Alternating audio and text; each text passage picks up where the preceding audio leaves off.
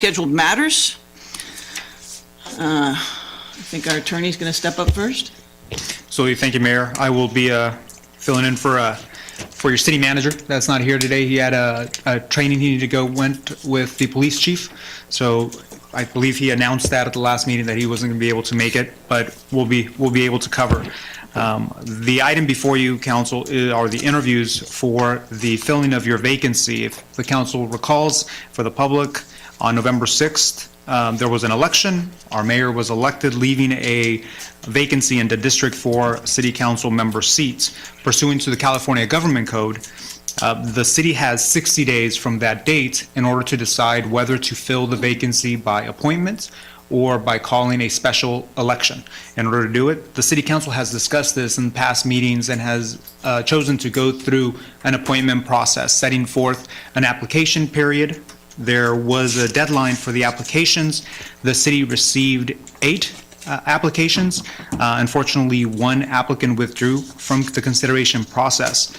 Today's item is going through, as you can see, there is an agenda on the staff report for the applicants that have applied, that have been interviewed, and the City Council will have the ability to interview each applicant.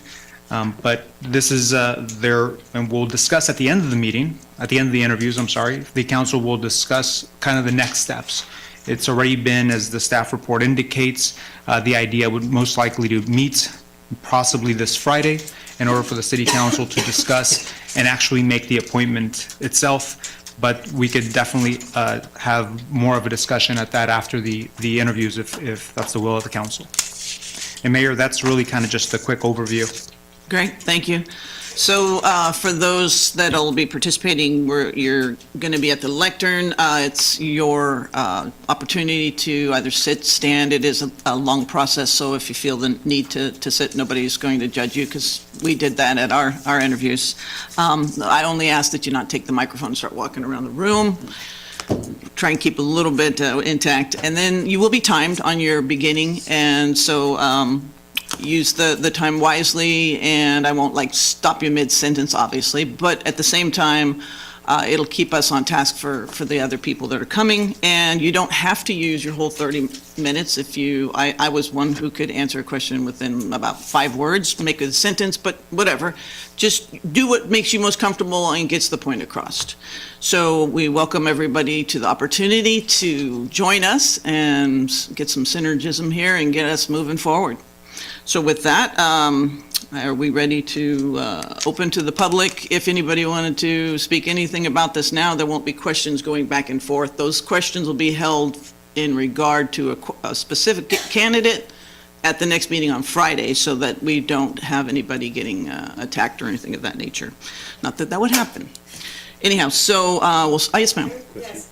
I was at the meeting when they discussed how they were going to do this, and they said that I would have 3 minutes. Correct. And then you would have 27 minutes. Correct. Okay, just want to be sure. But we're sharing. I only have 30. No, the 30 minutes for the total. 17 seconds. I'm doing it over and over, and it kept on getting over that. Oh, no, we're collectively 30 minutes. Thank you. Yes, absolutely. So we'll start with you then. Are you ready?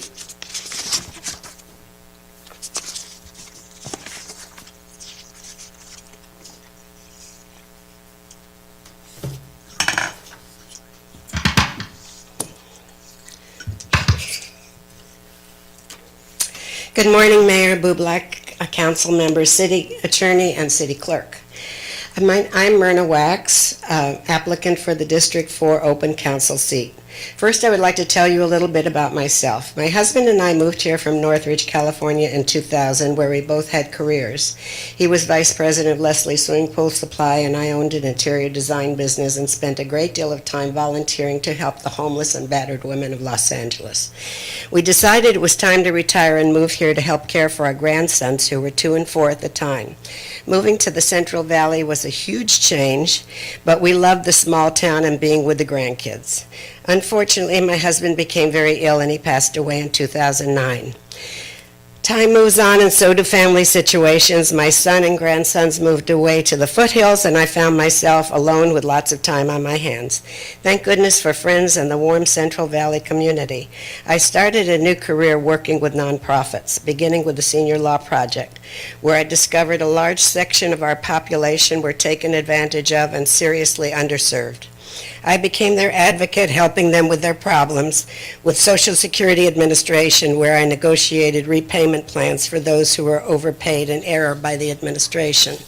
Presently, I am program coordinator for the Homemaker Department of Catholic Charities. I arrange for seniors who live at home with a senior spouse and are homebound to stay independent in their homes by providing homemaking services for them, such as cleaning, cooking, and running errands. Many of these elderly would be in nursing homes or assisted living if not for us.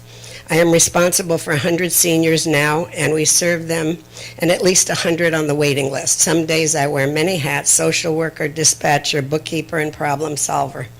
The reason I decided to apply for the open seat on the council is I believe I have new ideas for ways to house the homeless and senior community, and I will work with others to solve current problems. For instance, can apartment owners of older buildings be convinced to turn these structures into Section 8 and other low-cost housing? In the past, I have had public service experience working with legislators in Sacramento to write laws to serve learning handicapped and disturbed children with an appropriate education. The bill was called Sedgwick Fund. I am also heavily involved with helping the homeless in Turlock. I volunteer at the We Care homeless shelter once a month, cooking and serving dinner. Investigating alternatives for a temporary and more permanent shelter for Turlock's homeless population is urgently needed at this time, with ideas possibly by the one I presented to the council last Tuesday night suggesting perhaps we could temporarily house these persons in the fairgrounds. I have reached out to the local congressional office regarding this idea, and they were very positive about looking into it. I believe the council should reflect the demographics of the city and be diverse. While there are 9,800 seniors living in Turlock, there is no one on the council that is a senior. I see myself as an open-minded senior, willing to listen to those in our community who need help or have suggestions for positive change to our town. Thank you for considering me for this appointment and listening to my presentation. Did you make it? Did I make There it? you go. Look at Did I there make you it? go. All I right. didn't breathe or swallow. Okay. Have a seat. We'll slow this roll down a little bit for you if you'd like. Yeah, just pull that mic down if that will make you more comfortable. Excuse me, I've got morning voice besides. All right. So, my colleagues, I ask of you, does anyone have any specific questions for Ms. Wax? So, good morning. How are you? Good morning. So you speak about your ability to be an advocate for the senior community in our city. Could you tell me a little bit more about what you believe their key concerns are and their values and priorities and how they differ from the broader Turlock public? Well, my first concern is that they're getting ripped off on an hourly basis. That's why I talked about going to the Social Security Administration. They were even getting ripped off by the administration. It's unfair the way they're treated, and they don't speak up for themselves at all. I don't know if they're not capable or they just feel very intimidated, which obviously I don't. But that's a big problem, and housing is a really big problem. I go out to homes of these seniors that we serve in Catholic Charities to do assessments and reassessments on a daily basis. And some of them are living in real squalor. Some of them may be hoarders, but when they're in one room, they've got all their possessions in one room. And the available housing is really hard for seniors. They have very limited incomes.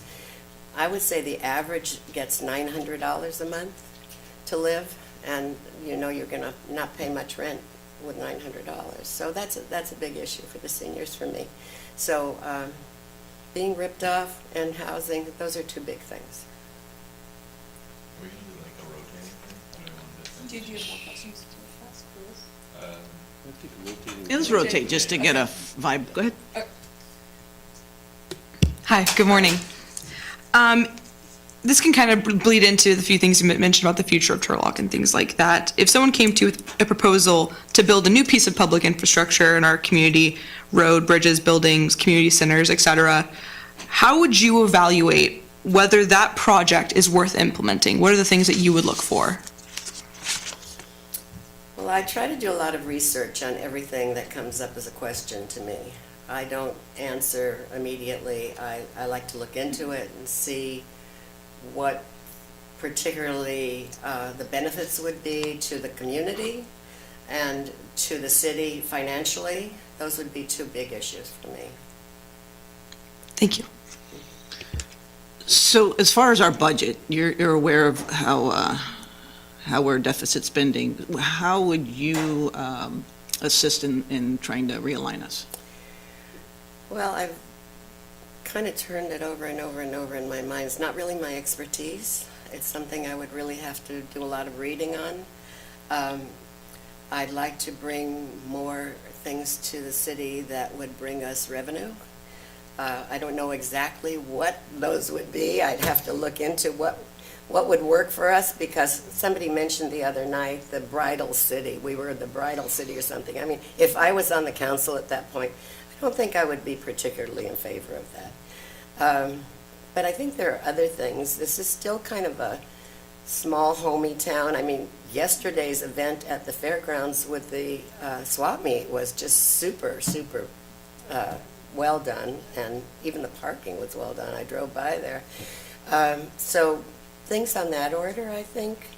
Also, there's plenty of room for building more structures. Just keeping in mind the borders and not getting too crazy about super growth, because we still want to keep it our small town that everybody loves. Thank you. Vice Mayor? Hi, Myrna. My question is pretty simple. When I ran for this position, most people said, hey, it's only two meetings a month, so.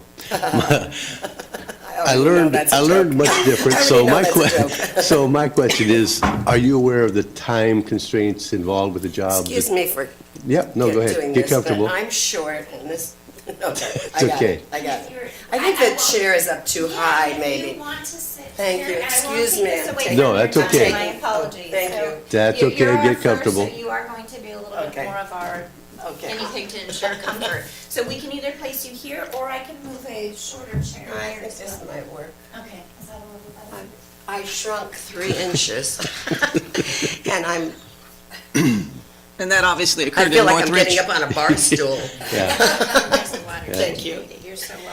That was- Okay, that was the Northridge Thank you job. for allowing. where were we, Gil? Where were we? Anyway, I was just saying, the time constraints, you realize Yeah. we have approximately 20 meetings a year, not counting a dozen special meetings, all the other, I've got lots of time. Okay. I don't have family. As I said, my grandsons are grown, and who sees them anymore? Yesterday was my birthday. I got a text. So I work 29 hours a week for Catholic Charities. And I do a lot of philanthropic work, but I do have time for meetings, and I have time for reading. I have my evenings are pretty free. Don't have a big social life, so I'm available. thank you. Okay, so a question, gonna ask you some of the questions that people ask while we're knocking on their doors. What are your thoughts about our city's water plan and its development? You know, I know that when I listen to our water person, Mike? Is it Mike? Yes, Mike. Okay. Oh, I remembered. Good.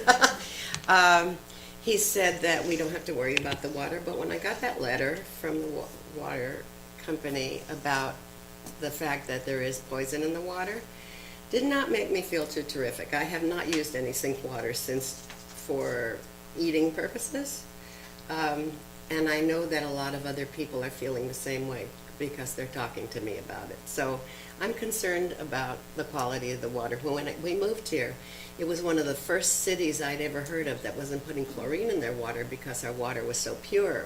And it tastes delicious. It doesn't taste chlorine-y and it looks good. It's clear. But now I'm concerned, so and then of course the abundance of water, we're always in a tight spot where we're needing water, so I guess we really have to be careful and look into that further.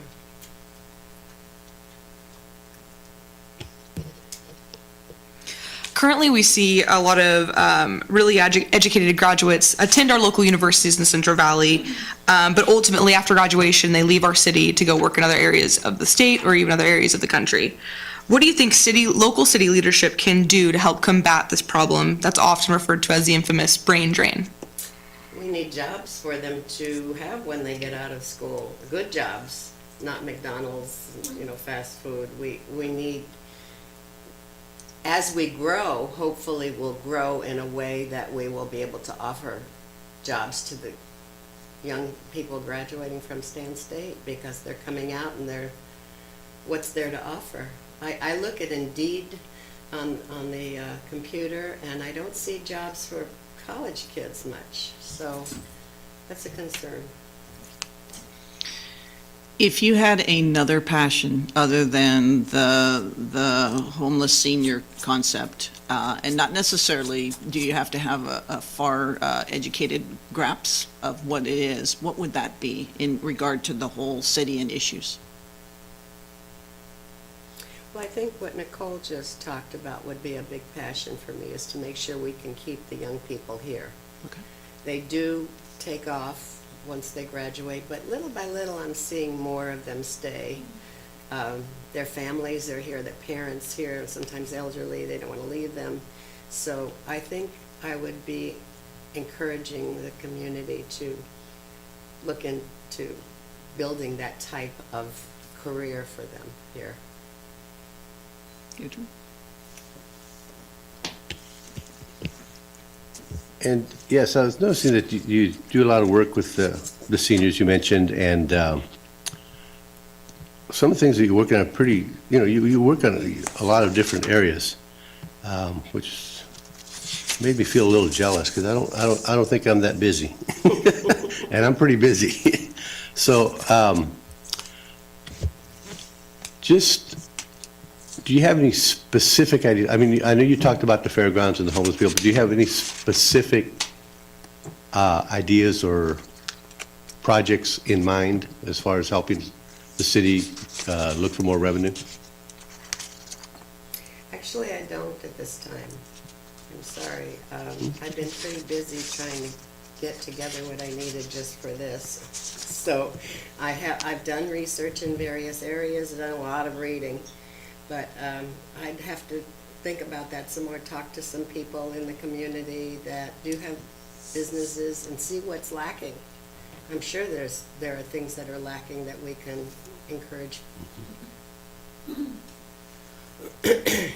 going to do one of those fun job interview type questions where they ask you what your weakness is.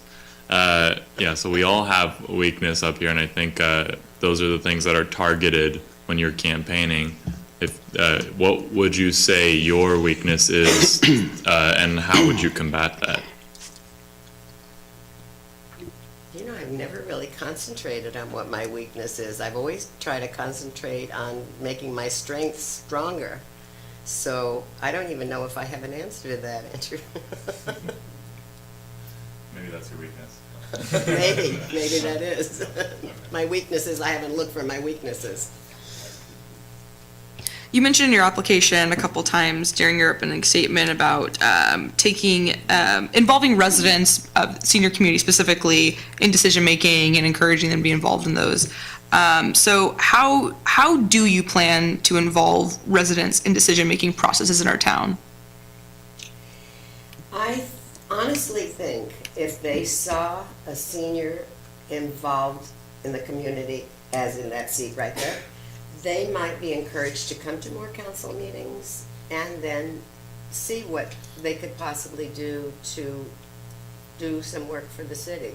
I think right now they see the council as, I live in a senior community, a gated senior community here in Turlock over by the strawberry patch, and I visit with the 100 homes there. I visit with people there all the time.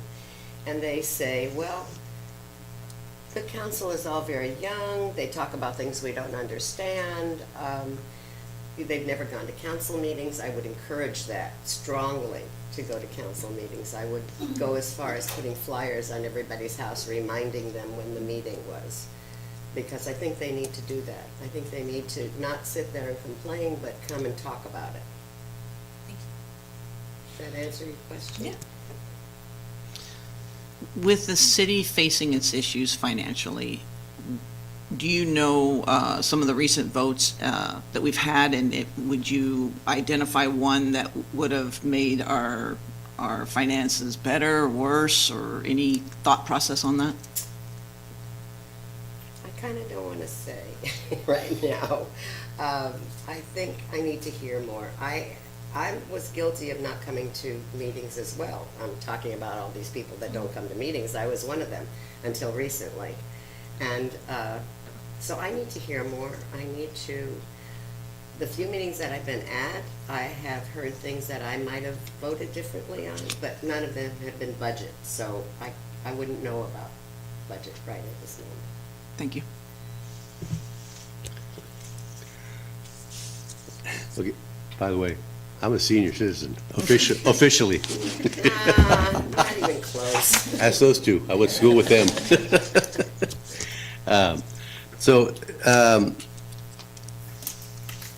I've got most of the information on here. I don't really have a whole lot of questions, but and as I was taking notes, I lost track completely where I was, so I pass. All right, so working on the council, sometimes you're going to be having to work with people you disagree with, and also just having to work with the public. There's going to be oftentimes that you're having to face that. Do you have any specific examples where you've had to work with someone that you strongly disagree Every with? day. Yeah? You want to give me Every some? single day, at work, Okay. every day. How do you deal with that? You always have to find a middle ground somewhere where you can agree, and somebody has to step down maybe, and somebody else step up and do a balancing act, and you're never gonna have everybody that goes your way in life in general. So, yeah, I have that every day. I have that where I live, I have that where I work, I have that in my family.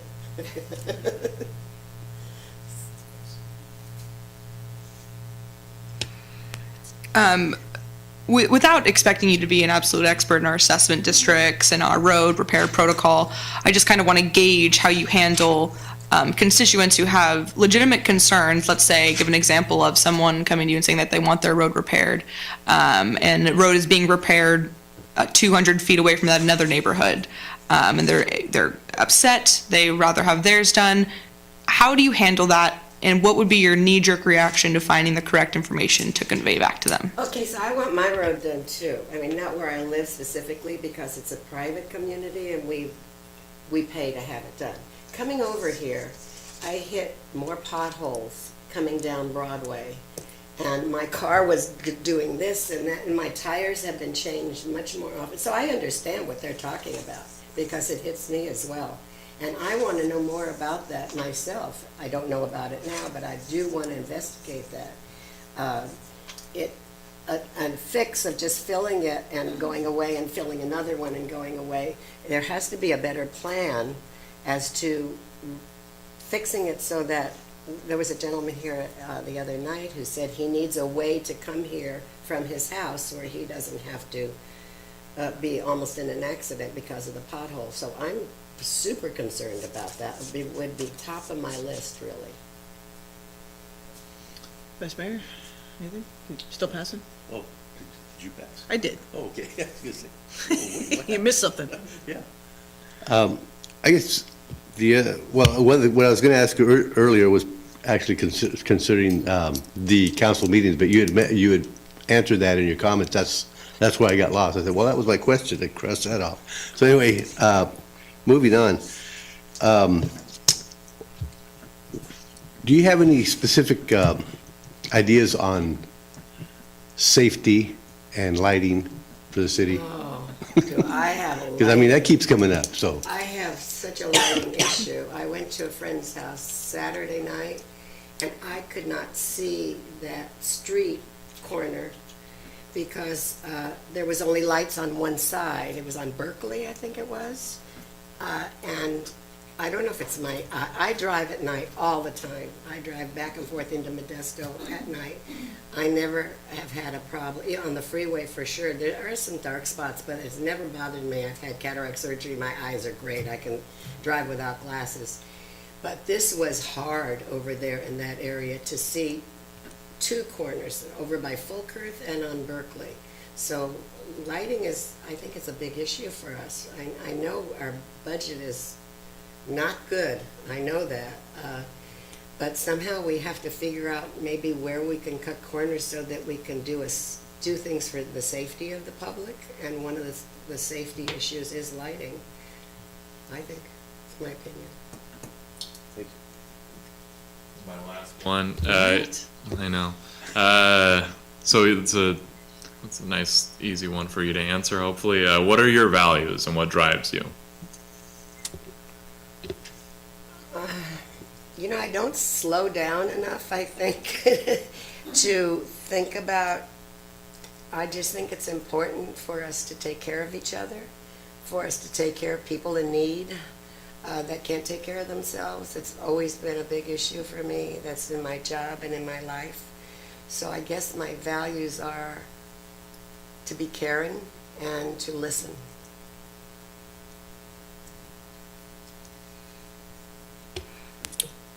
Kind of similar, and it's kind of an abstract question.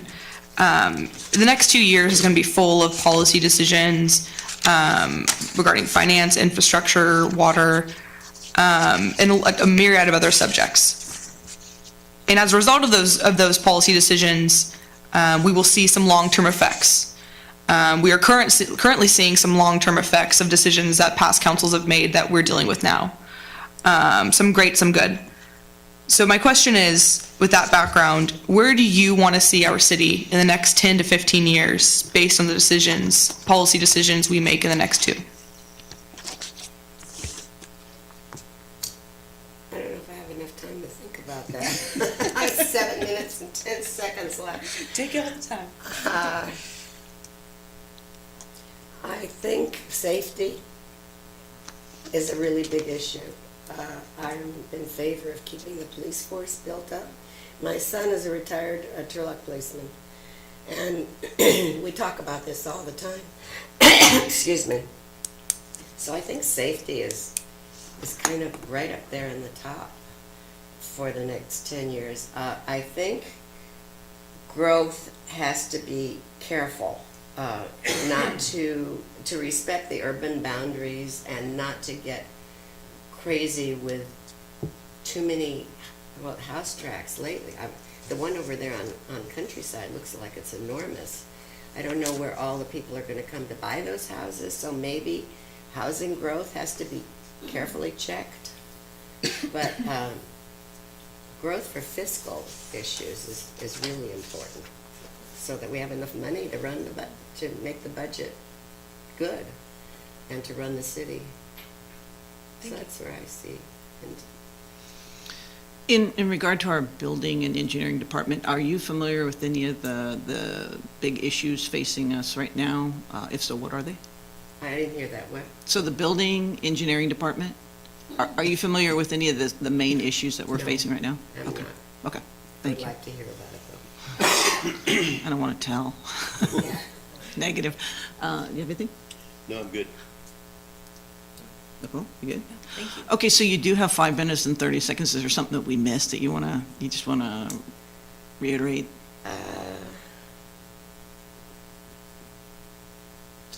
Just because I crossed out so much last night because I was over the time.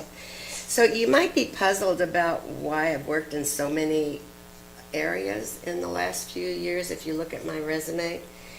After my husband passed away, I joined a group that's run by the EDD, what used to be the unemployment department, that was putting seniors back to work. So they sent me out to various nonprofits to get new skills and to brush up on skills that I might not have had for many, many years since I've been out of that type of work, the office workforce. And so I worked in, I think, 5 nonprofits until I was hired by Catholic Charities out of that program. And I was the first, I don't want to sound like this is bragging, the first and only one ever to be hired out of the program into a real job. And so now I have a real job. And so I just wanted you to know that. Outstanding. So we will be reconvening. You don't have, it's not a must, it's not a must be present to win topic. So you, if you can't make it because you have a job, that, we understand? Is that an all-day? No, it'll start at 10. I hope that we'll be able to condense Okay, so our, I just, that's the day for my payroll that I do for my employees. No worries. It's Thursday and Friday, but I could try to do as much as I can on Thursday. If I could just get a window of the hours that it would be best for me to be here, I'll just. absolutely not necessary to be here. If it works, that's So fine. you're going to be discussing all the applicants. Correct. We're going to marinate for a few days, and then we're going to come back and And will you open it to public questions? we will. How's the process then? We haven't really gotten that far. Most likely it'll be a meeting, just like a regular meeting with the item of having the council discuss. There won't be questions per se for applicants. It'll be opened up for public comment, of course, like every meeting. If somebody wants to stand up and say in favor Exactly. or against somebody. Just any comments that that the public may have. And will there be an opportunity for the applicants to say anything again if something comes up that they might feel is? I guess you're a public member, so you could if you wanted to. I don't know that, we haven't set the, after we do all of our interviews, we're going to do our final on how we think this will progress. So I can't answer So now. they're gonna start at 10, Correct. and you expect to go all day? God, no. I hope not. How long do you have set out for? 2, 3 hours? I'm sorry, I'm putting you on the spot. I think right now, I think we were looking at the 2 to 3 hour just block. Okay. But we'll have more details after this process. The council will discuss kind of what's going to happen on Friday. And I'm sure Ms. Land will inform me by email, as she does so well. Well, thank you for your time, and welcome. Thank hopefully you. we'll see you soon. Thank you. Okay, so do we take a pause here until the next person, or, okay? Right, okay, so I will, we'll just, do you want a motion for this? Okay, we're just going to recess until the next candidate at this point.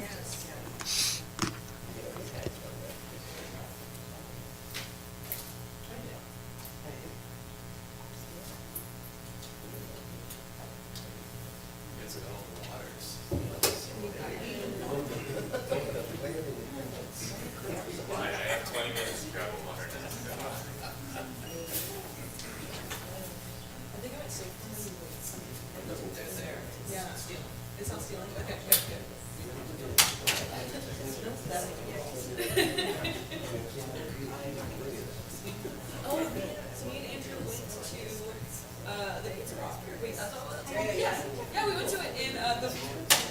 Yeah, we were telling around the pizza place.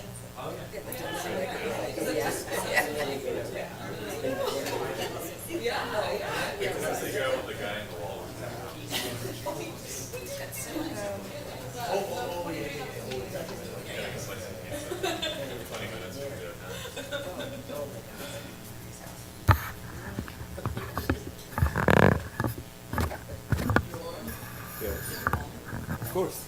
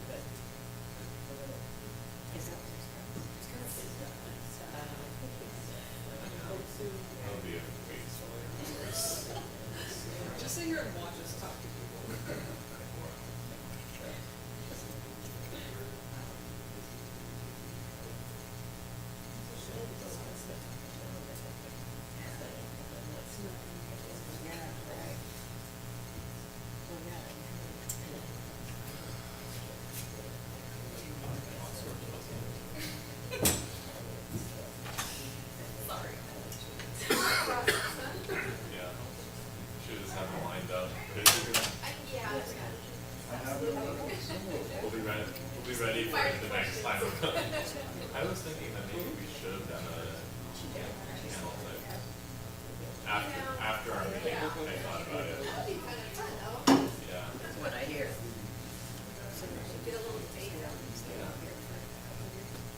Far more efficient. I think she probably could have done it with my power loss, but she's pretty, I go away to see.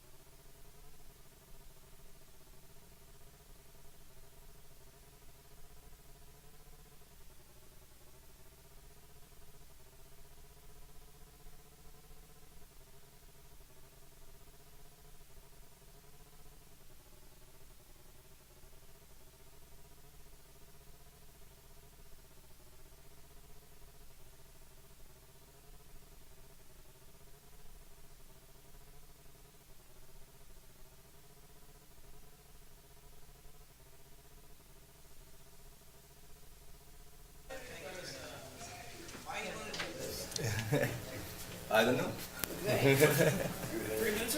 All right.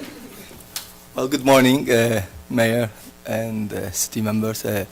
My name is Fred Isaac. I'm a member of this community for the past 12 years. I lived in Modesto for 30 years prior to that.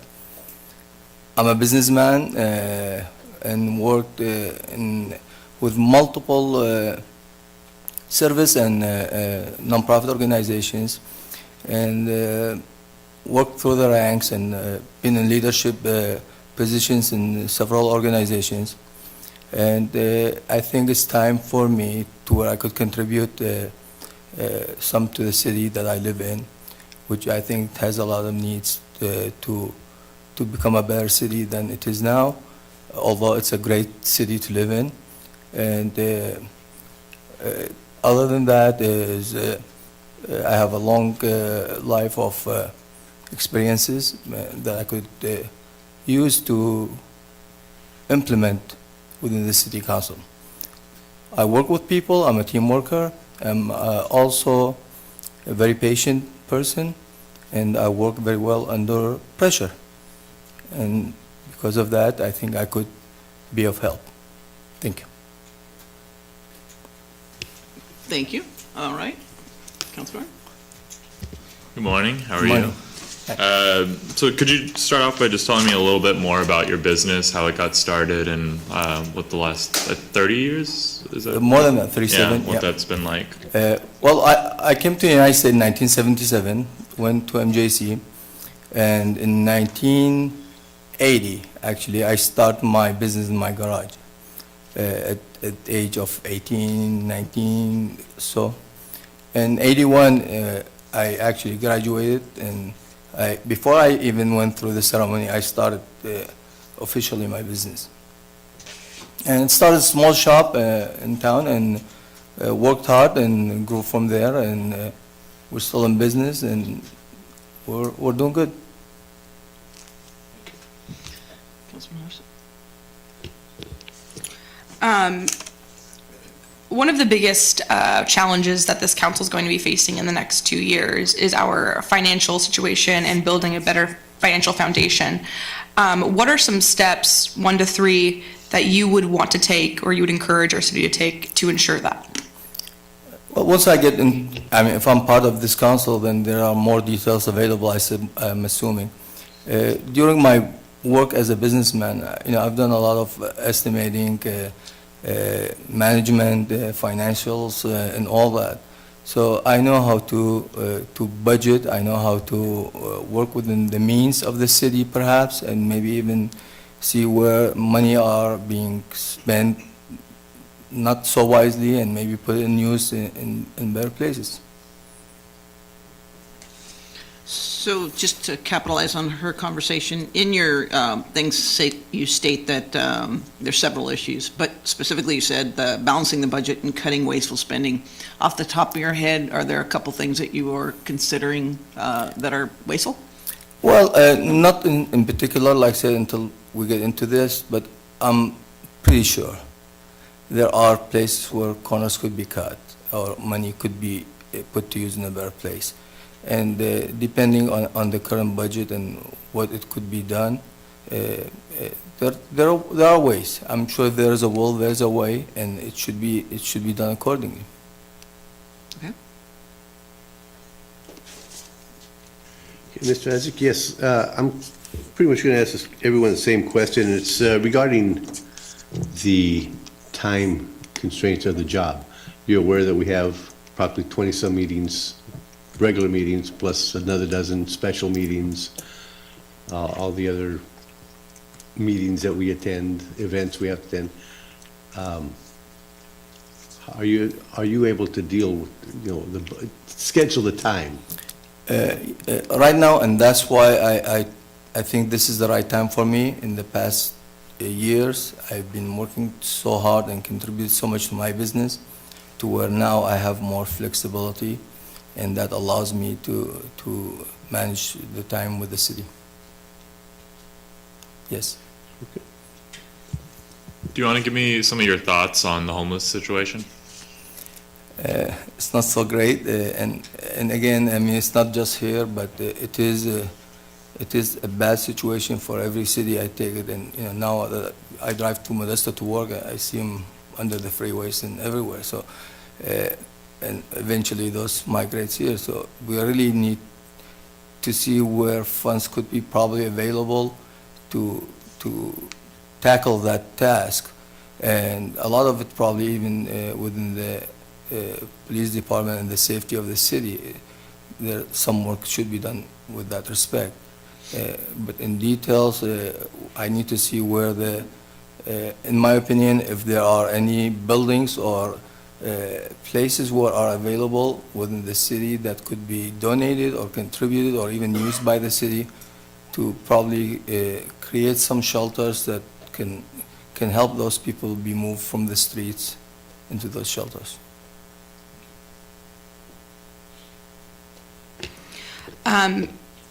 Like some of the issues that we've brought up already, homelessness, our budget, things like that, it's very important not only to have these meetings and allow for public participation, but are there other ways that you would want to, as the district representative of your district, to involve the residents? How would you engage them in those decision-making processes? Well, of course, I mean, as this, every one of us would be representing a district and reaching, and to be honest with you, I think District 4 is probably the least problematic district. So with that in mind, the focus would be on where the issues are, more than what my district would be requesting.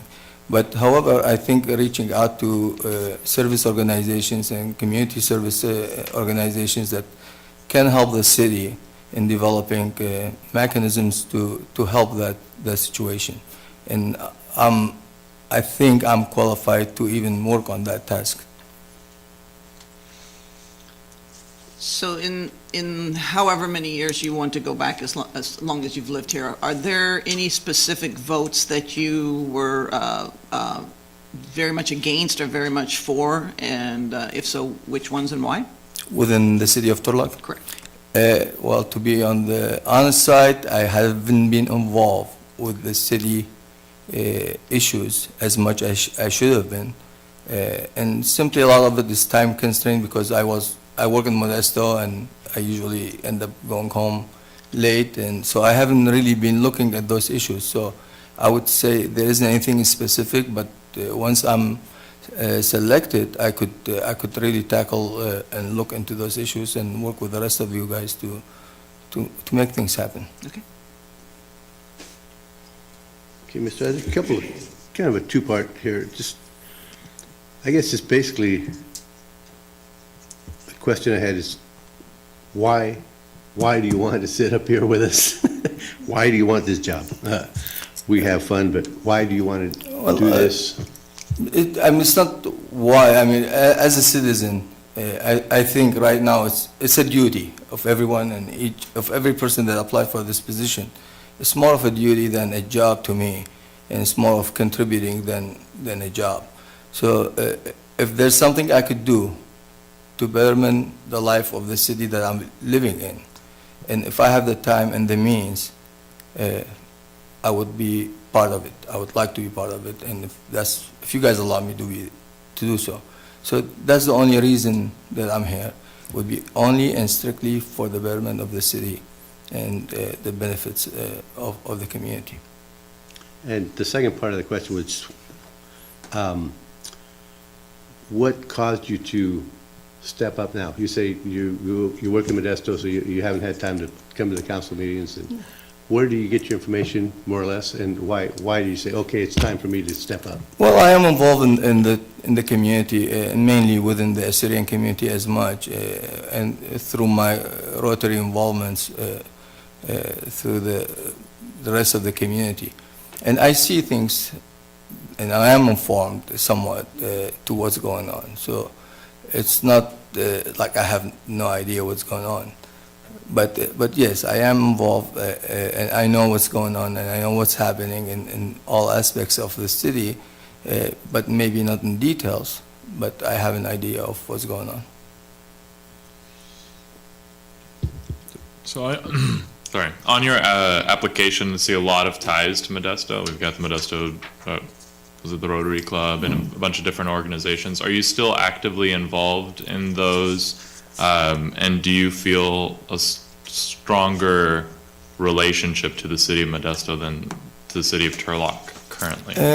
Well, I live more in Modesto than I live in Turlock, so those ties established during that time. Being a member of Rotary, I mean, usually, because I work there, it makes more sense to be a member of a club that is there. So that's the reason, and I could attend those meetings without any conflict. Any other ties out there are not really tied to the city of Modesto, except my job and the Rotary. I have a two-pronged question. So the first part of it is, do you personally view Stanislaus State as an asset, a positive asset to our city? Oh, definitely. Perfect. And then the next part of it is, do you think that the current relationship with the city of leadership and our university, or any type of partnership, should be improved? Is there a betterment that could happen between that? And if so, what would you envision for the relationship between the city and the university? My only communication or engagement with the city was on a couple issues that related to like a couple statues and stuff like that. And so with that, there were some issues that the university was not really helping in any manner. So not that that makes a difference, but I think the university is doing a good job, and I think there's always improvement for everything. But I'm happy with the way the condition of the university working. Whether there's issues with the city, again, I would want to refer those back to when I'm on the council. It's what's happening, what need to be fixed. Okay, and a couple of things that are pretty important to me also are safety and lighting. Do you have any specific ideas for projects or ways to make Turlock safer? Well, definitely. I mean, I did read some of the reports from the police department, and it seems like they're doing a better job in the past few years, and perhaps there's more to be done. And I am all for the police department, to be honest with you. I think the more empowerment we give them, the better job they'll do to protect the citizens. The other safety issues that could be not related to crimes would be our roads are not really safe here. And I've been throughout the city in several places and really, really bad. And those can contribute to a lot of issues and accidents too. Well, I'll ask a follow-up question to what you said there. You said the more empowerment we give to the police, the more safe we would be as citizens. Are there specific areas that you feel that we are currently not empowering our police? Not so much empowering them, but along the, I think maybe the police department is not working at they don't have enough resources to do their job properly. Not enough officers, perhaps. My understanding from the department that we train people and they move away for a better job or higher paying job. And if those issues are tackled properly, I think, again, it depends on the budget and all that. If the police department can keep more personnel on a more permanent basis, they would be more contributing in a positive way to the community, and the less crimes, the less cost, the less everything. So that money can come back to the city in a way, of a positive way than spending money on crimes. My next question is focusing a little bit more on business, our local business as well. Do you think that our Main Street / downtown, Monte Vista crossings, and other main shopping centers in our city are currently healthy and successful? And if not, what would you do to change that?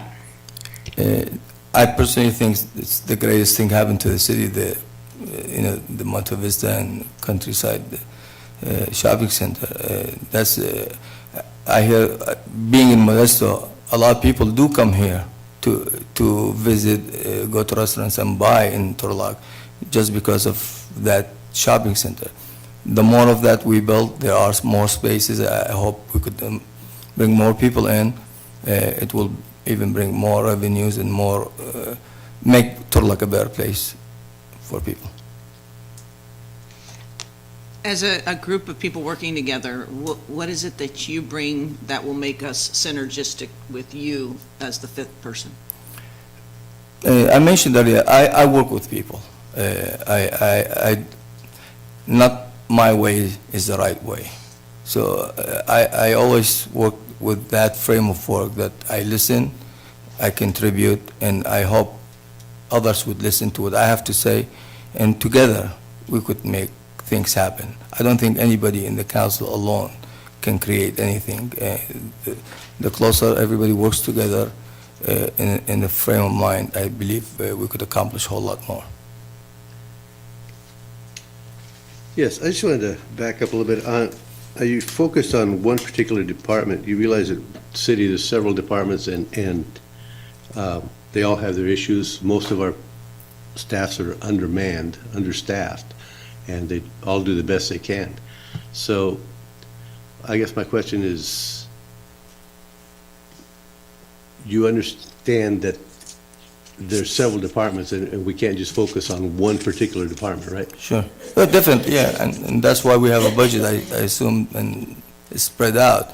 And that is why, I mean, we have to understand is what is causing us to spend wasteful money, and how can we tackle that part to prevent that from happening. And when you prevent that from happening, you're actually increasing revenue, not only spending. And if the safety of the community can help making that happen, and usually it comes to that, an unsafe community, people would not want to live in. So. Could you give me some of your thoughts about our city's water plan and recent developments on that front? No, I don't have any idea. I mean, I know the water situation, and we're trying to save water from going either to the ocean or to Southern California, but I think, from my understanding, the water in the city of Turlock is not as bad as it is. Kind of going off my last question in regards to business development, things like that. If someone came to council when you were elected or appointed and with a project, what would you look for in certain aspects of that project that you would want to be finish the project to be put into place that you would find beneficial to our city? What aspects do you look for? Well, the quality of the project. What would that project bring to the city? If it's going to bring quality investment business that will bring more people, then it works, because also that will be beneficial to the city. If the project is going to be beneficial to the individual investor and a burden on the city, in my opinion, that should not take place.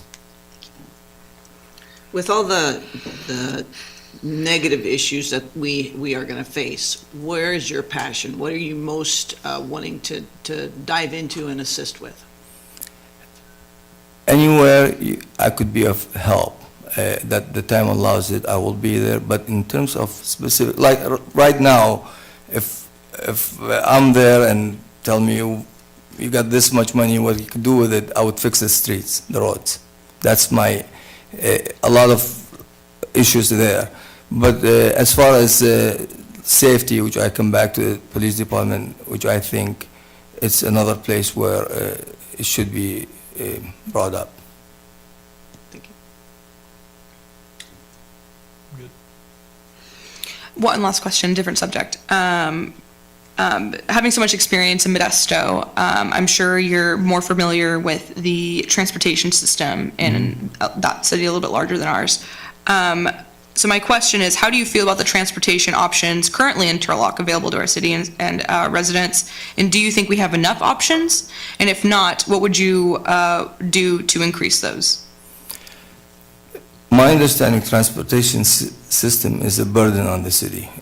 I don't think they generate the funds. Whether the city needs more or less of it, That would be depending on the people if there are requests for more or not. I see that the center they just built, it's a beautiful transportation center, and that's a good thing. Now, how much can we put it to use and how much need is there? I mean, spending money is easy, but is there a need for it? Are the people of Turlock looking for more transportation within the city? Has that question come up really? And if yes, then you tackle that issue accordingly, I guess. Okay, so what happens next is on Friday, we're going to reconvene at 10 o'clock. You do not need to be present here to be chosen, but we're going to work out how we come to that decision. After we're done with all the interviews today, we'll figure out how that process will take place. Okay. So you're free to stay and listen, or go home and watch it on TV, whatever works for you. Go to business and watch it on your computer. Going back to work. Is there anything you wanted to finish with? Well, the only thing I would like to say, whether chosen or not, I'm sure whoever you choose would be a person that would be beneficial to the city. So I don't have any issues with any of that. If there are room for me to be part of anything within the city, if you reach out, I'm available and I could be of help. Thank you. Thank you. All right, I will recess until our next person.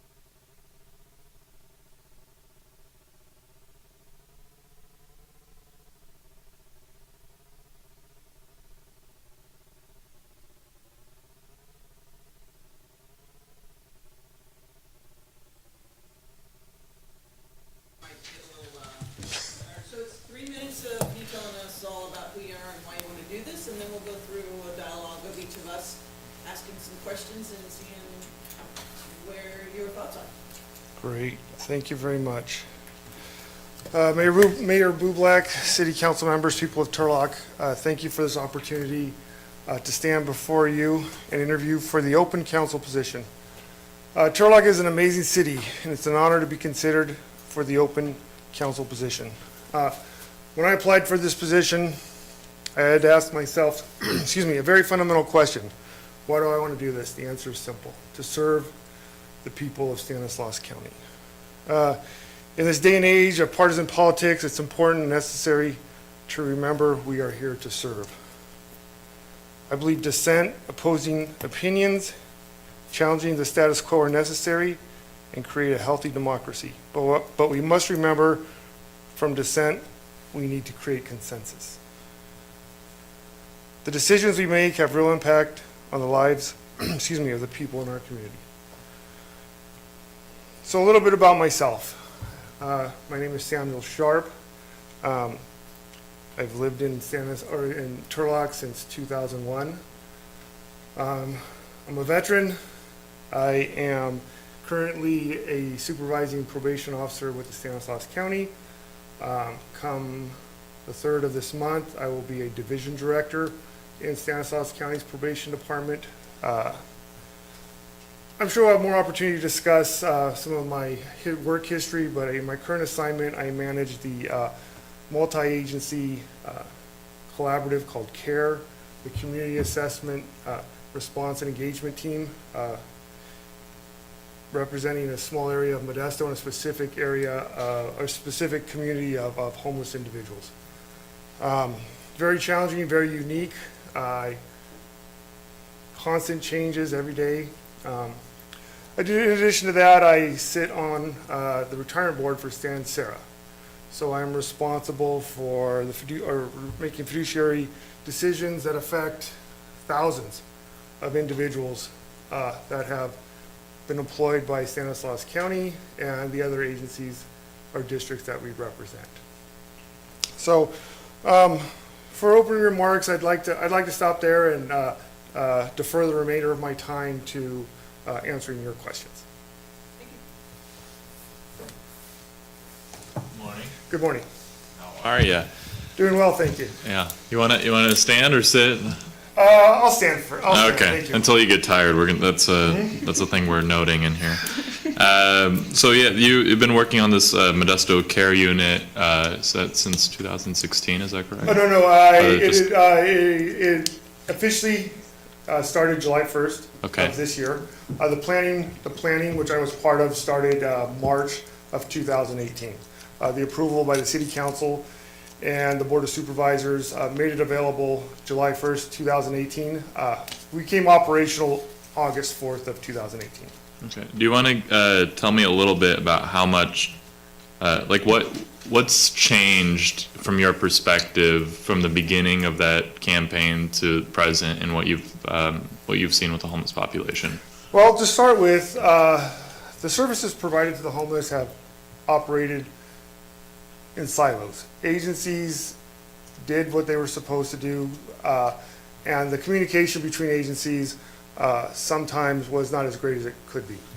One of the things that we did with CARE that is very unique is we pooled staff from Modesto Fire Department, Modesto Police Department, Probation Department, Behavioral Health, Community Service Agency, and then 3 mental health workers, and we put them all together as a team.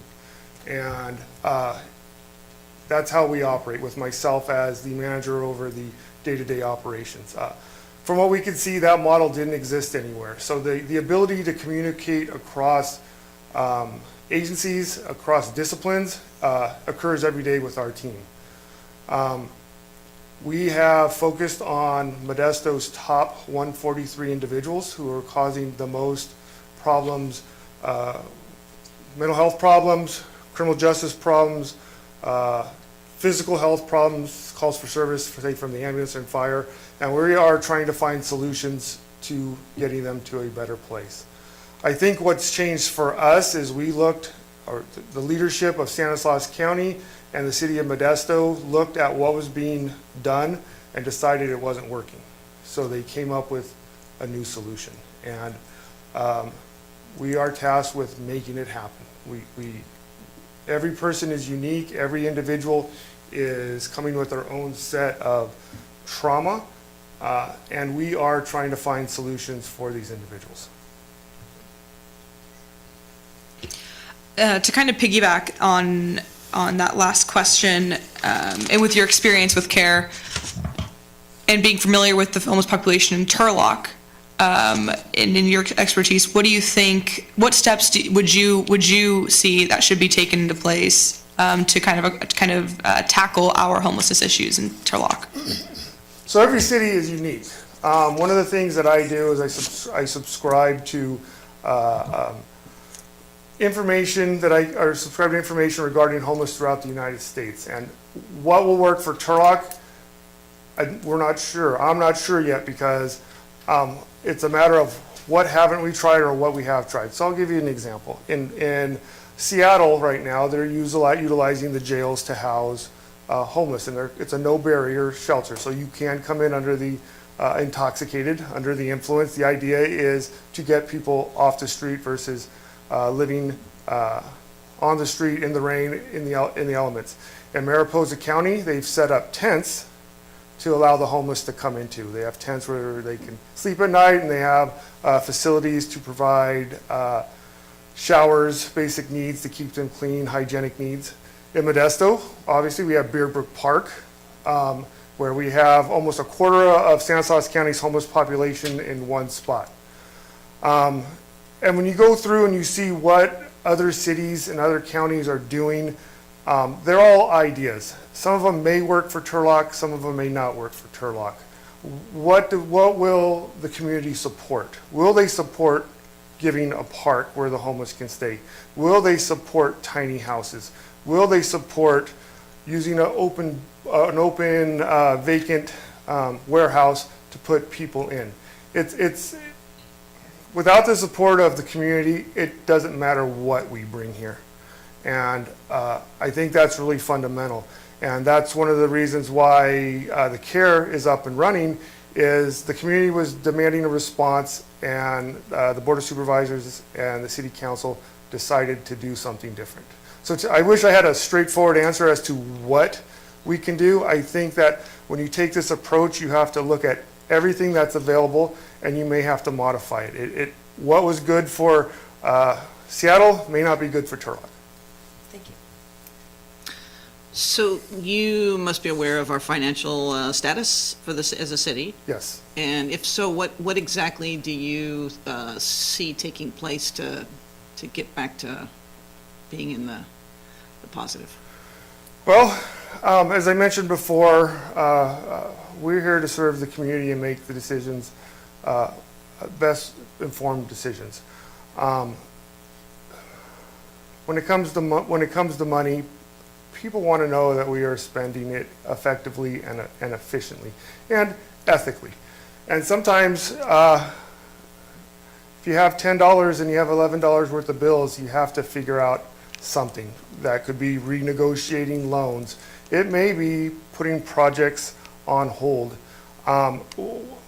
One of the things, and having been the prior union president and negotiating with the county for pay for officers, I found what was really important when it came to that, even when there was times for cuts, was to be heard. And oftentimes we come to the table and we take positions that are very polarizing, and when you start to talk, you realize we're trying to get to the same place. We're trying to do the same thing. I want to do this job as an officer, and you want me to do this job as an officer. We don't necessarily, you maybe think, I think maybe I'm worth a little more. You may agree, but don't have the ability to fund it. What can we do to work through the issues? Sitting on the council is not an easy job when it comes to deficits. You're going to have to make some hard calls, maybe lose some friends. But this is why we're here. If we are the sacrifice to make Turlock a better place, then we have to be willing to live with that. Sitting on the retirement board, when it comes to finances, I rely on the experts of the job. And what I mean by that is, the staff prepares budgets, they provide to me, and if I am missing information or I want to know more, I task them with getting that information so I can make the best informed decision. Again, coupled with all the influences, the stakeholders in there, my constituents, what do they want? Ultimately, that's the question that has to be answered. What do they want, and are they willing to pay for it? And if the answer is yes, then that's great. And if the answer is no, the question becomes, well, now tell me what you don't want to pay for. And we will do our best to give you that. So to answer, again, with the question about money, it isn't as straightforward as you'd like it to be. It requires a lot of negotiation, and I think willingness to listen to everybody involved. Thank you. Okay, Mr. Sharp, I'm asking everybody the same question to start off with, and it's in regards to time. You realize that the time constraints, you've got 20 some odd council meetings, another dozen special meetings, another dozen committee meetings that probably pop up if you end up in one of these chairs. You're aware of the time constraints, and how is that going to fit into your time budget? Sure. Just so you know, I've already added all the city council meetings to my calendar and have already started moving certain events around in anticipation of needing to be free. It is all about time management. As a manager, as a care manager, as a trustee on the retirement board, as a parent of a child who is doing all sorts of events, it is all about time management. I live, like most of us do, by two phones. I have my work phone and my personal phone, and they are constantly being checked for availability. I made it today. I have a full-time job, working 40 hours a week, and here I am. I have the ability to move around my schedule as needed. I've been entrusted in my current position as manager to get the job done. And as a manager, it may mean later hours, earlier hours, weekend hours. I'm prepared for that. I came into this position of manager knowing that time is the one luxury I don't have, but time management, good time management, is something that I can work on. So when you ask the question of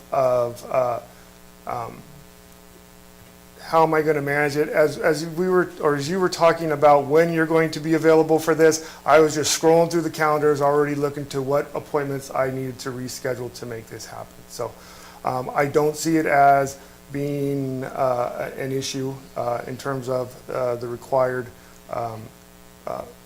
meetings. Thank you. Could you tell me a little bit about what you love about Turlock, and then some of the areas that you feel like we need to be improving upon? Where do you see Turlock in the next 5 to 10 years? So what do I love about Turlock? I love that my wife's family's from here. It's yes. This is recorded? Yes. Turlock, when I moved here, I have now reached the point where I can talk about landmarks and things that don't exist, and people know where I am referencing. I've been here. I like the small town feel, but at the same time, the progressiveness of the college, the revitalization of downtown, the things that we're doing to make Turlock known. And Mayor, recognizing that this is recorded, having worked in all of the cities in the county in my job as a probation officer, I can tell you Turlock is a great place to be. There are some really great things going on here. In terms of improvements, I would like to, in 5 to 10 years, I would like to see a little more bike friendly. As we progress from a fossil fuel dominated culture to something a little more green, I think it's imperative that we create the infrastructure that would support biking, better walking, safer walking trails, and to promote a healthier living style. As I visit other cities throughout the United States, you can see that somewhere along the line, the planning developed that offered a park that had a 2-mile loop, something that wasn't disrupted by crossings of streets. I like that Turlock has decided they're not going to move beyond certain boundaries and encroach on the farmlands around here. I think that is a history of Turlock that needs to be preserved. It's unique to the Central Valley, and it is easy. It is easy to let go of that, to build, and then before you know it, we're stretching from Turlock to Modesto with no trees in between. So, to answer your question about loving Turlock and things that I improve, definitely the feel of Turlock, and I'd like to see a little more planning on going green. Shifting gears a little bit, currently we see highly educated graduates attend our local higher education universities in the Central Valley, only to see them leave the city and the area after graduation. What do you think city leadership can do? What methods are available to us to help combat this infamously called brain drain? Sure. Well, currently we have 2 universities within a short driving distance, Stanislaus State and UC Merced, but I think we may neglect some of the junior colleges that exist also. Merced Junior College and the Merced Junior College. We need to create relationships with them. We need to start by engaging these young people, not towards the end of their college career, but towards the end or the end of their high school career or the beginning of their college career. Just like with relationships, you develop a relationship with someone you like and you begin to engage and talk and like to be around them. We need to consider ourselves the same way. Turlock needs to be engaging these young individuals and convincing them to stay into this community. Some programs, like example with the Sheriff's Department, they have a program where they start young men and women in a paid program to get them to some point to the Sheriff's Department. Once you get engaged in an organization and you like that culture, you're going to want to stay. And once you push past the pay and basic needs, it becomes, do I like who I'm working for, and do I want to stay here? And I believe that for the city of Turlock, we need to be engaging these individuals. And I think we need to even think bigger than Turlock in terms of, we know individuals will be living in these outlying communities and reaching out to them also, because we're a fairly progressive community. We have a lot to offer within the city.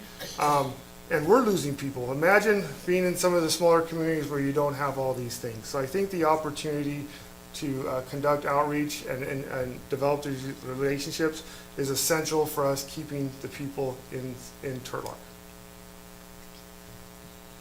We all have our hidden passions. It's not necessarily our job. So with the issues that Turlock faces in the present and future, what, if any, of those are your passion or you have a desire to learn more about?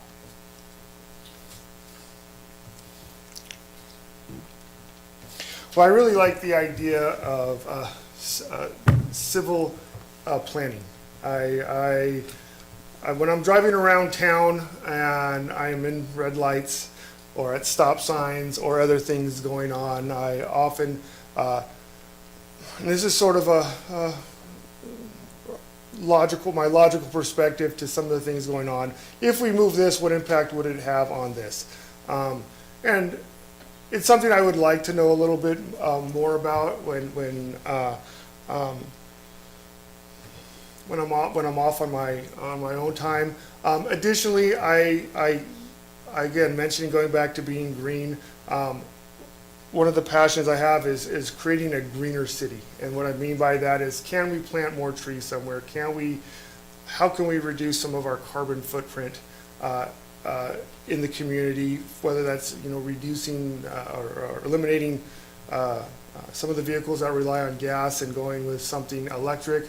I think the technology is there for both of those solutions, and it's going and recognizing that some of the solutions to the problems we have are being created right now and may not get to us for a little while. And so just staying abreast of current things going on is something that I enjoy doing for both of those. And it has the impact to, again, make Turlock a better place. Thank you. Okay. That was two of the greatest, you noted the two of the greatest issues facing Turlock are the homeless crisis and ensuring government spends taxpayer money wisely. Again, I know you realize, you stated earlier that it's hard to say what works for each city individually, but do you have any specific plans or projects for Turlock? Well, when working with the homeless, it's been hard to quantify sometimes success. What does success look like? And going back to some of my experiences with Beardbrook Park and working with the teams there, they have been able to provide certain services because of the mass that they have of individuals that was not previously provided. So there's a benefit of public safety and public health. When I look around and I survey what Turlock is doing, I believe that we do have to consider something similar to Beardbrook Park. And what I mean by consider is survey parks available, because so far we've done nothing to get a large mass of people in one spot that we can provide services to. On a daily basis, the outreach teams are all over Turlock trying to find 1, 2, 3, 5 people to assist. Getting them in one spot provides the opportunity to create a team, again, maybe a collaborative team to offer these individuals the services that they need. With regards to maintaining fiscal responsibility, I believe what we have going on here in terms of the open forum is probably the most critical aspect of accountability when it comes to the taxpayers trusting us to do what's right with the money.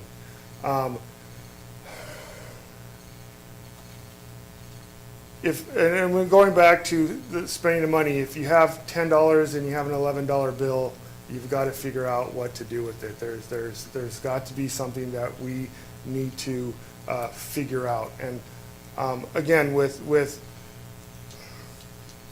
having worked in different collaboratives, I feel like I would push that, not push the responsibility, but I would ask for the advice of our not a management team, but the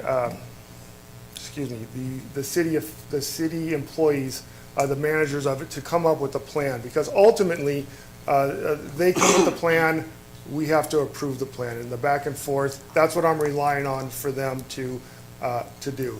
I'm relying on them to, as the expert, the fiscal manager, the money manager, to come up with these plans and then make the best informed decision. Good. One last question, and this question makes this idea sound much more binary than it actually is, and very black and white. But I want to gauge your thought process. What do you think is more important for our city right now? Building new homes and commercial space, or rehabbing, expanding, and better utilizing our existing infrastructure and homes? Well, I think you might be able to do both. As I go around, I notice that there's infill that needs to be completed. And so when you talk about building more homes, are we talking at the expense of crossing Taylor Road?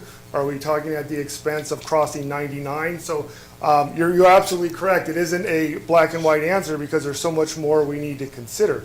I think that as you do consider more homes, you really need to think about the impact on the roads, on the schools, on our infrastructure to support those new homes or new people.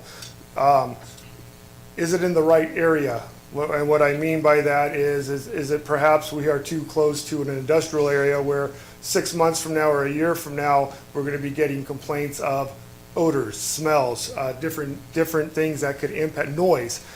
So I think they're both important. I think it's revitalization is necessary for towns, for cities, for counties. As things get old and they start to get dilapidated, we need to have a process, or we need to be involved in doing something with those. And it may not be new homes. It may be something else altogether.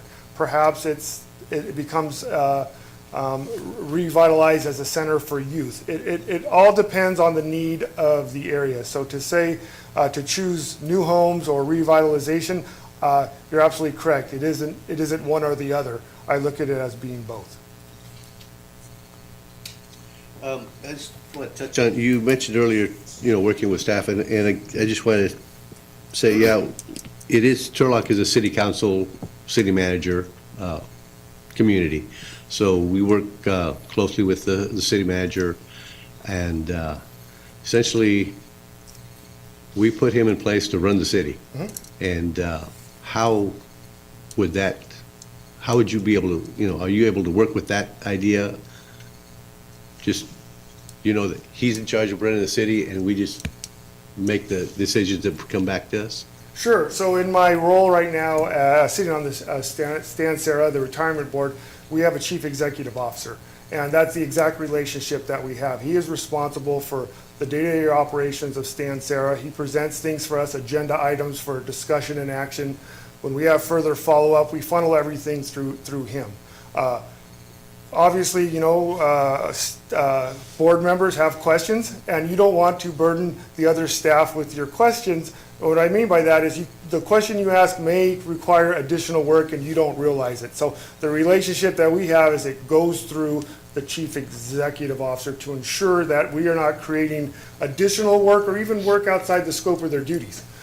In my current care position, I interact with Stanislaus County's chief executive officer, the heads of health service agency, CSA, probation, district attorney. As a matter of fact, tomorrow I have a meeting with them where I'll be presenting information on the care team. So the interactions that I have with all of the different leaders, I'm already doing. Very aware of things that I say in one position has the impact of, or has the ability to impact not only constituents, but also the staff of these agencies. Thank you. Okay, Mr. Sharp, we're about to conclude, but is there anything that you'd like to share with us that you wanted to reiterate or get a point across you didn't get? Like I mentioned in the beginning, I think this is an awesome opportunity, and I think, I really, when I was thinking about this, and I don't have other competition, but the idea that 8 other people are wanting to do this says so much about the city of Turlock, that I have been involved in things where no one wants to get involved. The fact that 8 other people or 7 other people are wanting to do this, I speaks volumes to the type of city that we are, and I think it's great. Interactive democracy is wonderful, and I think that for Turlock to continue, we need to see this kind of interaction, not only with them, but with the public as a whole. So again, thank you for this opportunity, and I appreciate it. Thank you. So what'll happen now is we are going to finish all of our interviews, decide what the process will look like on Friday. You don't have to be here on Friday, but you're welcome to come. It'll start at 10. Not knowing the process, I can't really tell you how long it's going to last, but I'm sure that we'll probably send out an email, let you know kind of where we're at. Okay, Okay, thank you perfect. for your time. Thank you very much.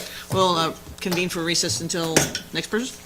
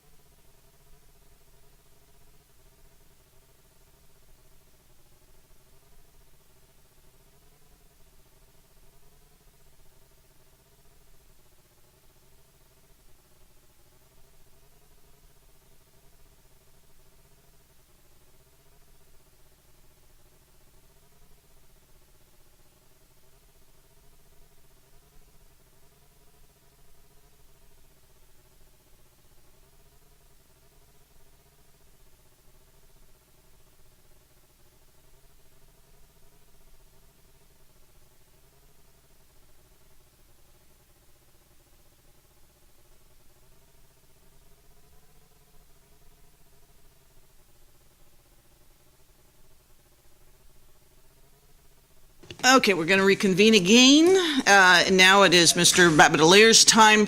What we'll have you do is come to either the lectern or the other seated chair. You can sit on either, you can stand. 3-minute explanation of who you are and why you want to do this. And then we'll start asking questions of you. So please come on up.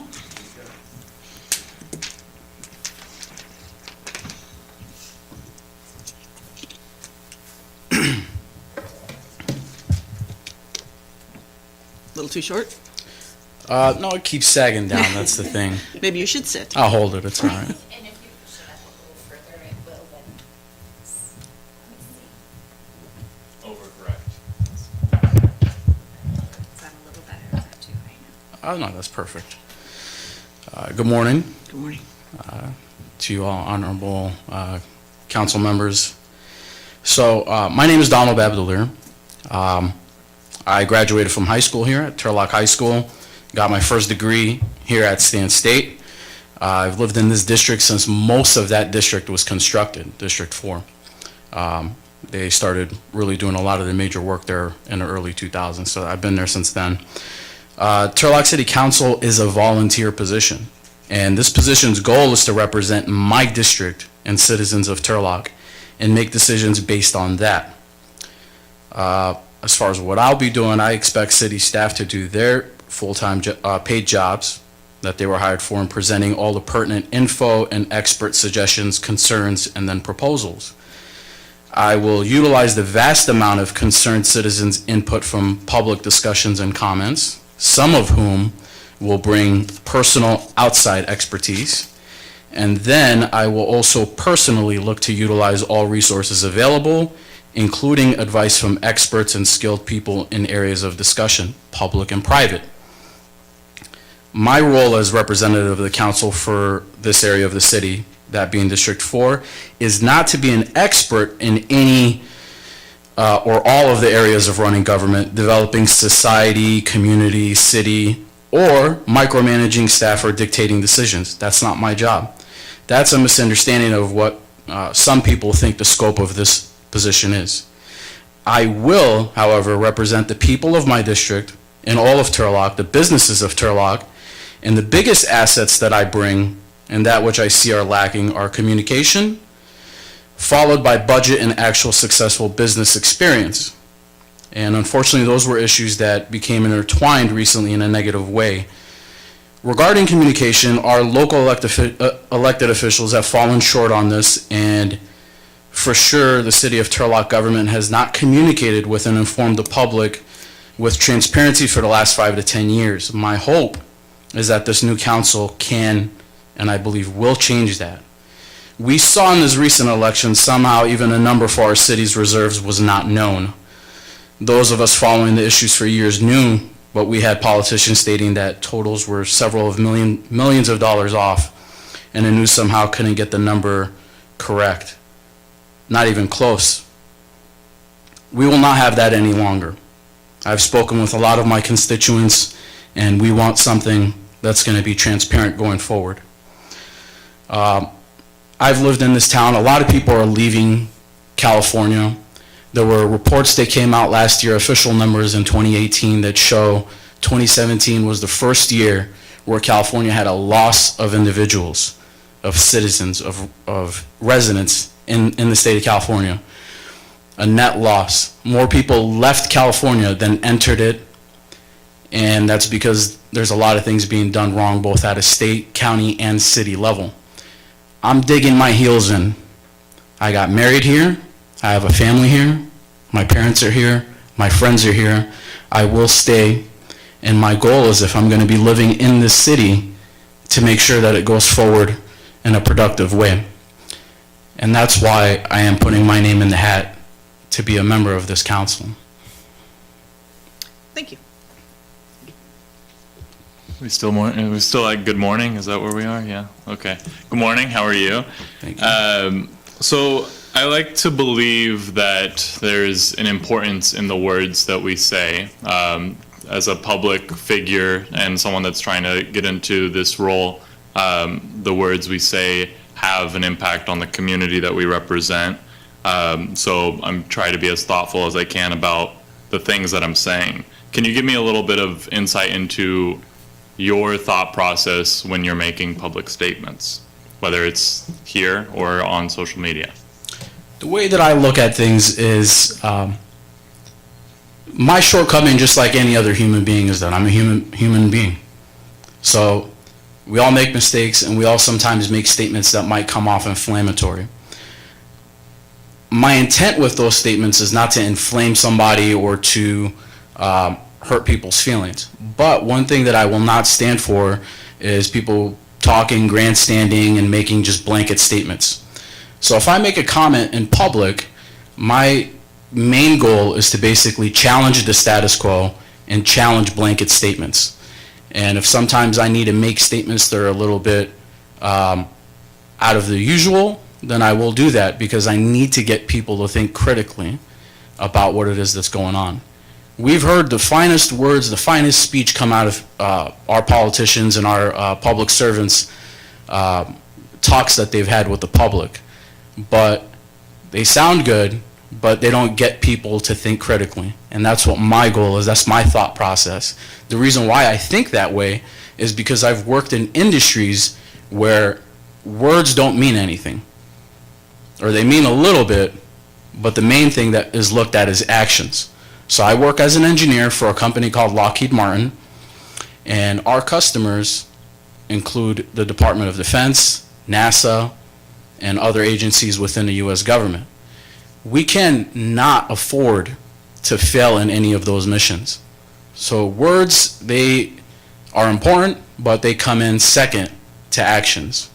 And a lot of what is required in my line of duty is to make sure to question processes, to look for efficiency, and to think out of the box when necessary, because we cannot afford failure in what it is that we do. That's in the private sector. And I bring that same mentality to the table when it comes to the public sector. We live in Turlock. We have no room for failure here, because we live here. If crime increases, it affects us directly. One need only to look at there's two different Turlock Neighborhood Watch pages. Just go on there and look at what's going on in the city. Those things directly impact people that we know personally. So I take it very, very seriously when I say something. It's not just to inflame somebody or just to say something to say it. What I'm trying to do is to get people to think critically in order to improve our city. From your application, it's very clear that you are up to speed with city issues, and we really, really appreciate that up here. And one of the issues that we're obviously looking into currently is homelessness. And in your application, you mentioned the disagreeing with the shelter crisis declaration. So my question is simply, what would you have proposed differently during that time? And what else would you want to see from the city in pursuance of tackling this issue? Okay, well, with homelessness, we have seen my question is have we seen a decrease in the amount of homelessness that we see here in Turlock? No, it's increased. So I heard out of 1,300 that were surveyed in the county, only 80 said that they went homeless first while living in Turlock. But then we have 250 homeless people currently. So we've not helped our own, and at that rate we're adding people and less services for them that could possibly be creating more related issues such as crime and using public police resources. So the status quo, or continuing the current patterns, is not going to get us results, but it's a goal even set to do with what is it essentially that we're going to be doing to decrease homelessness. So it looks like one of the goals that we can take advantage of is there's a lot of resources that are available in one of the larger cities in our county, like Modesto. Well, the question is why don't we have some of those resources here in Turlock? So that's one of the things that we can be doing, is bringing more of those services here where people who are in Turlock can take advantage of those, like mental health, so on and so forth. So that's one of the things that we can do. The other issue is the root cause. So part of what I do is in the private sector, I'm Lean Six Sigma certified, and what that is basically I get called into meetings, and there's a program within our company, for example, that's experiencing some issues. They're having fiscal issues, they're having organizational issues, and they ask me to come in and listen to the problem and figure out what it is that's going on and how we can improve it. So we do something called root cause analysis, and we ask questions and we try to dig deeper and get to the bottom of the issue. So I mentioned the easy things that we can get our hands on, like for example, bringing services here locally. We can work with our local representatives. Now, directly here as the council, you don't have the ability to set, change legislation on a state level, but we can work with our local assemblymen, our local senators in order to do that. And that's one thing that we have that's within our scope. For example, I know Mayor Bublak was in DC recently, if I recall. So we're not able to set national policy or make changes on a national level, but we can always go to these higher level government officials and try to make changes happen there. And that's another thing that we can do. So what are your understanding of our water issues, and where would you see us redirecting, or are we on right track? So I've been following this for a while, and it definitely needs to be revisited at the very least to include issues with the state water grab. And now there's even a proposal to tax those who were, to tax people for their drinking water, an additional amount on top of what we already have. And also how everyone in the region is still pumping groundwater from the subbasin. And we're gonna have to keep adding to that amount that we're already paying, which I think was at 175 million for this project. That's for Turlock. It doesn't make any sense to go at this mostly by ourselves, as there's other cities that have been backing out of this original partnership for this project. One thing we do, for example, with fire services or police services, we do group buys. So a bunch of city governments will get together and they will do their municipal purchases as a group buy because it ends up working out cheaper for everybody. Well, that kind of was the plan of what was going to happen here, but looks like people are backing out. So it definitely needs to be revisited, and I don't think Turlockers are getting a fair deal, and I equally believe that it's not addressing the real problem of water supply and our groundwater levels. Now, what's really important is that there was a recent thing that happened here on the state level, which is that the county government of San Francisco decided to join in on a lawsuit with our local irrigation districts in trying to fight against this water grab. So some people try to make this into an issue of partisan politics. That's not what this is about. There are people, local governments, for example, the government in San Francisco, that are joining in on this lawsuit. What we need to do is find create or find partners in this battle with people who are ignorant about water policy on the state level. And we need to work with them and push forward on this lawsuit in order to ensure. A lot of people don't know this, but there are actually laws already in place and agreements already in place that guarantee that we should be getting more water here. But those are not being honored. So we definitely need to be negotiating on that level. And how do we do that? Well, we work with our local assembly members and our local senators, and we push forward on that front. Thank you. Good morning, Mr. Rabatelier.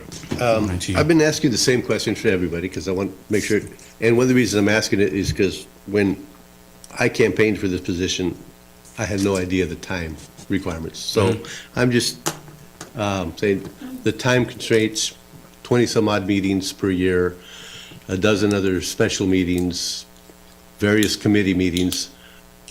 You're aware of the time constraints that are going to be involved, and how is that going to fit into your time? Well, I certainly do plan on having children at some point in the near future, but I don't have any children right now.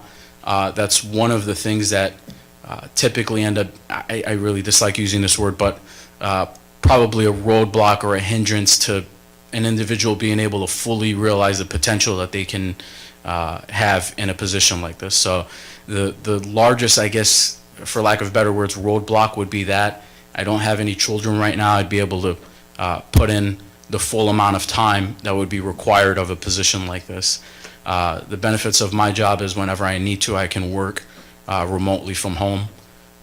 We have flex time in our company, so as long as I'm making my hours, my 40 hours a week in that regard, then it's not really a problem. The other thing about this position is, for example, you're having this meeting right now when most people are at work. Well, the benefits of my job is that I can make the kind of arrangements that are necessary to participate in a meeting like this, like an ad hoc meeting. So I'm just going to go back to the subject of homelessness and your criticism of it, your criticism of the declaration. One of the things you mentioned is the need to bring services here. My understanding is any sort of offering that we would do to do that would cost money. With what funds would you propose doing that if we are rejecting county funds? We actually already have laws and things like that and agreements in place that should be diverting funds for those kind of things. So if anything, we are actually not meeting our requirement in that regard in terms of budgeting money for those kind of things. So really what this is getting down to is, somebody will hear the statement, they'll be like, oh, you mean you're not for services for the homelessness issue? No, that's totally false. I believe that there should be funds diverted for this issue. That's totally reasonable for what's going on, but we didn't need to declare a state of emergency for it because there's already a way to allocate funds for that. What's really going on here, and that nobody really is addressing, is budgeting issues and transparency. So we had in the last election by one of the former politicians on the council that it was stated that we had millions in reserves above what we thought we had, and it ended up being nowhere near that amount. So there wasn't any transparency there. We were misled in terms of, well, not us probably, we know what's going on, at least I do. I've been following the numbers. I know what's going on, but we were misled by certain officials telling us that, oh, well, we have money, we're okay. But when that happens, we're unable to address the root cause. Why is it that our budget is slipping? Why is it that we're nearly running out of reserves? So really what we need to be addressing here is the budget. Now, what I do and what I have been doing for years, when I was, years ago when I was a personal trainer, I was the district training manager for the company that we had here at that time. And I was responsible for over 70 personal trainers extending from Merced all the way up to Manteca. And there's a budget. And if we're running low on funds, we need to figure out why that is. Sure. So what's going on here with the homelessness issue is, yeah, we would love to put more money into that, but why is it that we've run out of funds?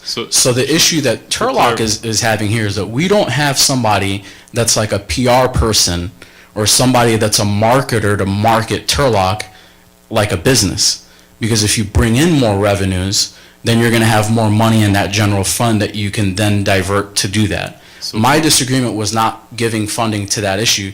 It was Right. declaring a state of emergency to get those funds. Right, so just for clarification, you would suggest that the funding be taken with a better management of general funds? Absolutely. It's a management issue. It's not an issue of, okay, well, let's do this or not do it. Okay. It's, if we can do this in a fiscally responsible way, right on, let's do it. Thank you.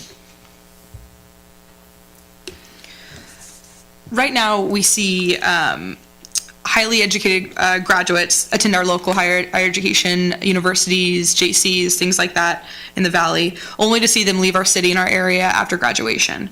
What do you think city leadership should be involved with and can do to help combat this infamously referred to brain drain?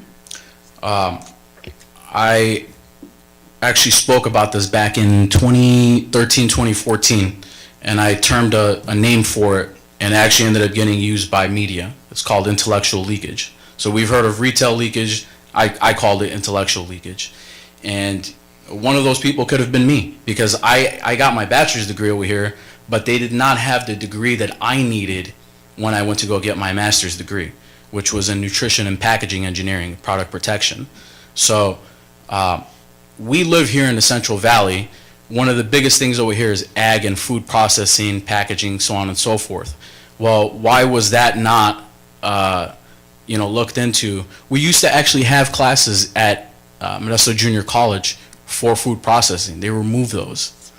So what we can do, obviously we can't, as city councilmen, create, a program, but we can work with our universities here to allocate part of their funding for these kind of things, for degrees that are practical and needed here in this area. So former Mayor John Lazar had once called this the Silicon Valley of the Central Valley, which is with all of the ag and food products that we have over here, this could be a powerhouse equivalent to Silicon Valley, but like the food industry version of it. And that's what we should be doing, is we should be partnering with these local universities and colleges. One thing that I had worked with a little bit was back when they did SB 800. I had helped advise them on that. SB 800 was passed back in, I think, 2010. And what that was doing was saying, okay, if there's a junior college here in this area, and within 60 miles of that junior college, there is not an equivalent 4-year program for a particular subject, that college actually has the right to create a program that's a 4-year program, even though junior colleges are typically 2-year, to create a 4-year program for that one issue. So we actually saw that in practical terms when MJC created their respiratory therapy 4-year degree. They didn't do it for nursing, obviously, because you have Stan State nearby, among others, who offer a 4-year version of it. But respiratory therapy, we were lacking. This is a big area where we have a lot of medical facilities that require that. So that was a great way to add jobs to the local area. Well, with me being in product protection engineering and understanding how the entire manufacturing process works, I see what's going on over here. We don't have degrees in that area. So we can create those kind of programs locally and attract more youth, more individuals to be entering into the work, those universities for those purposes. And then afterwards, well, we have tons of jobs over here that they could then participate in. Whereas right now, it's like if one is looking for a job in manufacturing or something like that, if they can't find something over here, they're going to go to the Bay Area, or they're going to go elsewhere to another state. So each of us usually has some sort of a passion. Of all the issues facing Turlock, where do you see your passion being? Well, I would definitely say it's the issue of advocacy, of transparency, of being transparent. And with that, the biggest thing that we deal with is budgeting. So currently right now, for example, with the job that I have, it's a very large company, so it doesn't work where you just come in with a time card, you punch it in, and so on and so forth. There's different jobs that we work on, and each one of those have charge numbers. Now, when I give one of those charge numbers out to one of the individuals that is going to be working on a particular project, I have to ask them what it is or what that person is going to be doing. How many hours does that individual expect to spend on a particular process? It's all budgeting. Everything comes down to that, really. And so, I've been doing budget management in my various different roles for years, whether it's right now as an engineer or years ago when I was a personal trainer, or prior to that when I was working at Wells Fargo Bank as a personal banker and later a business banker. So everything comes down to budget, whether it's an office or a city or a corporation. So I'm very passionate about that. My wife's actually an accountant, so we talk nonstop about numbers, figures. Households are run that way. That's another perfect example. So I'm very passionate about budgeting. I do this on a daily basis, and the numbers that I'm talking about are in the billions, because our customers in that industry, in the defense industry, are the DOD and other agencies within the U.S. So there's no room for mistakes there, and I'd say that's probably one of my favorite things to deal with. But then there's also the fact that I'm into transparency. So I think that's really what I would be focusing on and advocating for, is making sure that on a local level, being very loud about it, you know, in a respectful way, but being loud about it so that our constituents know what's going on. Thank you. Yes, one of the things that most of our community is concerned about also is safety. Do you have any specific ideas or projects on safety issues that, how you would address anything in particular in Turlock? Part of that, again, goes back to the budgeting issue. So we were told that, you know, months back and a couple of years back, oh, we've got, you know, a budget that's great, and, you know, we have plenty of money, even though we were running down our reserves. We shouldn't be spending from reserves if that money is not really available, or it shouldn't be used for these kind of things if we know not long after, when we run that budget down, that we're going to have to lay off individuals. So there was a proposal that they were going to use a few $100,000, for example, to add individuals in the fire department. Well, I'm all for public safety, especially when we have all these different bills and propositions that went into effect that increased the crime rate. Yeah, you're darn right. I do want to see more public safety, but it's all going to come from budget, and the way that we can grow our budget that I haven't seen anybody talk about is the PR and the marketing for it. So I've heard an argument that, okay, well, this is a public entity should not be getting into advocating for private enterprise. Well, no, I disagree with that. I think in this case, on a local level, we should be doing what other local governments have been doing, and they've been very successful at it. Tracy, Patterson, so on and so forth in this area. What have we been doing? They're attracting all these different companies that are adding thousands of jobs, and with those thousands of jobs, thousands of residents, and with that, taxes, and it's growing their general funds, and they're able to spend more money toward law enforcement and toward fire protective services. So that is what we should really be focusing on. If we want more money for police and fire, we need to be growing our reserves and growing our general fund. And the only way to do that is by focusing on having somebody in PR and marketing. Other entities have that. Private entities have that. Other cities have that. We seem to be the only ones. We don't even have one individual allotted for that right now. So we need to focus on that, draw more, the right kind of companies that fit with our vision, increase the amount of employees here in this town, more jobs, and with that, everything else will come. So you talk about the budget and transparency. I know with the water project, you've expressed a high level of concern regarding that. Have you ever taken the opportunity to speak during the public participation portion when our director is presenting more thorough explanation of some of the spendings associated with that? Like you mean in a city council meeting? Correct. Or, yeah, correct. Any of the presentations? I've actually expressed it in the past before this project came up. So one of my concerns that popped up was back in, I want to say late 2013, when they were talking about increasing water rates. This was before this project. This project was kind of just a thought in its infancy at that point. And my concerns came for all the people on fixed income, and I said, okay, well, we have a very large advanced age population here, and a lot of them are on fixed income. How does the city plan on increasing rates when these individuals who are on fixed incomes are going to lose a larger portion of their income toward that? And nothing was answered in regards to that. And not only that, it was claimed that they had mailed out letters for individuals to contest it, when we had no proof of that. There was only a few individuals who claimed that they received them. I I didn't receive them, my relatives didn't receive them. So I'm trying to figure out how it is that we're supposed to give our input when really there's hardly ever a method for that in order for that to happen. So I've been very vocal about that going back since 2013.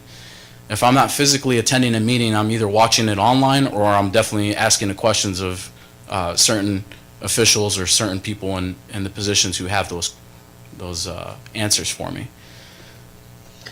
Okay, well, just real quick, but we got to make sure we don't give anybody extra time, so go, please, if you can do it fast. You mentioned that the communicating with residents, and obviously, if you were to be appointed to this, you would be on the more, you'd be charged to communicate, engage feedback from your residents. So what is a tangible, logical way that you would want to engage with, you have to let 10 seconds. It's so easy, social media. It's so easy these days. I mean, I put up a petition, and within 3 days I had garnered over 100 signatures in support of myself from my district. I'm vocal on social media every single day. On my profile, you can see the comments, and what I do is I go in there and I basically data mine what it is that people are responding to me with. And that kind of helps educate me and lets me know where my constituents are. And again, as I said from the very beginning, in this position, my role isn't to be an expert in everything. My role is to represent my district and this whole entire city. And the way that I can do that is by listening to my constituents and by apprising them of everything that's going on at city level so that they're informed. Thank you, Mr. Rabatelier. So what will happen next is after all of the interviews today, then my colleagues and I will come up with a determination of how we will proceed on Friday at 10 o'clock in the morning. Okay. You do not necessarily need to be here on Friday, but I'm certain, I keep putting you out there, Ms. Land, are we going to send out something to them? Just to the process, or no? Yes, thank you, Mayor. So I have notified all of the applicants of the special meeting scheduled for Friday at 10 a.m. Once we conclude the meeting today and we have some additional details, I will most certainly send an email to the applicants to make them aware if there's been any time changes or timeframes that have been allotted, and so that they are aware what their participation may need to be. Great. Thank you. So anyway, thank you for your time, and... My pleasure. Thank you for having me. Thank you. And we'll recess until our 11:50. Thank you.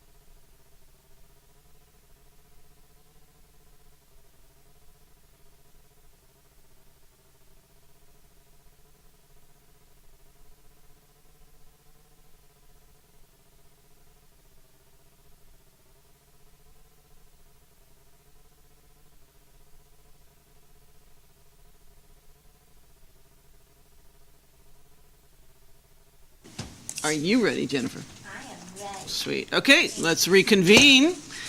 I think we've done a little twist. We had one person who was unable to continue and has since pulled out of this process. So we are moving along and appreciate everybody switching it up a little bit. So next will actually be Ms. Arellano. And then we'll finish with batting cleanup is Ms. Franco.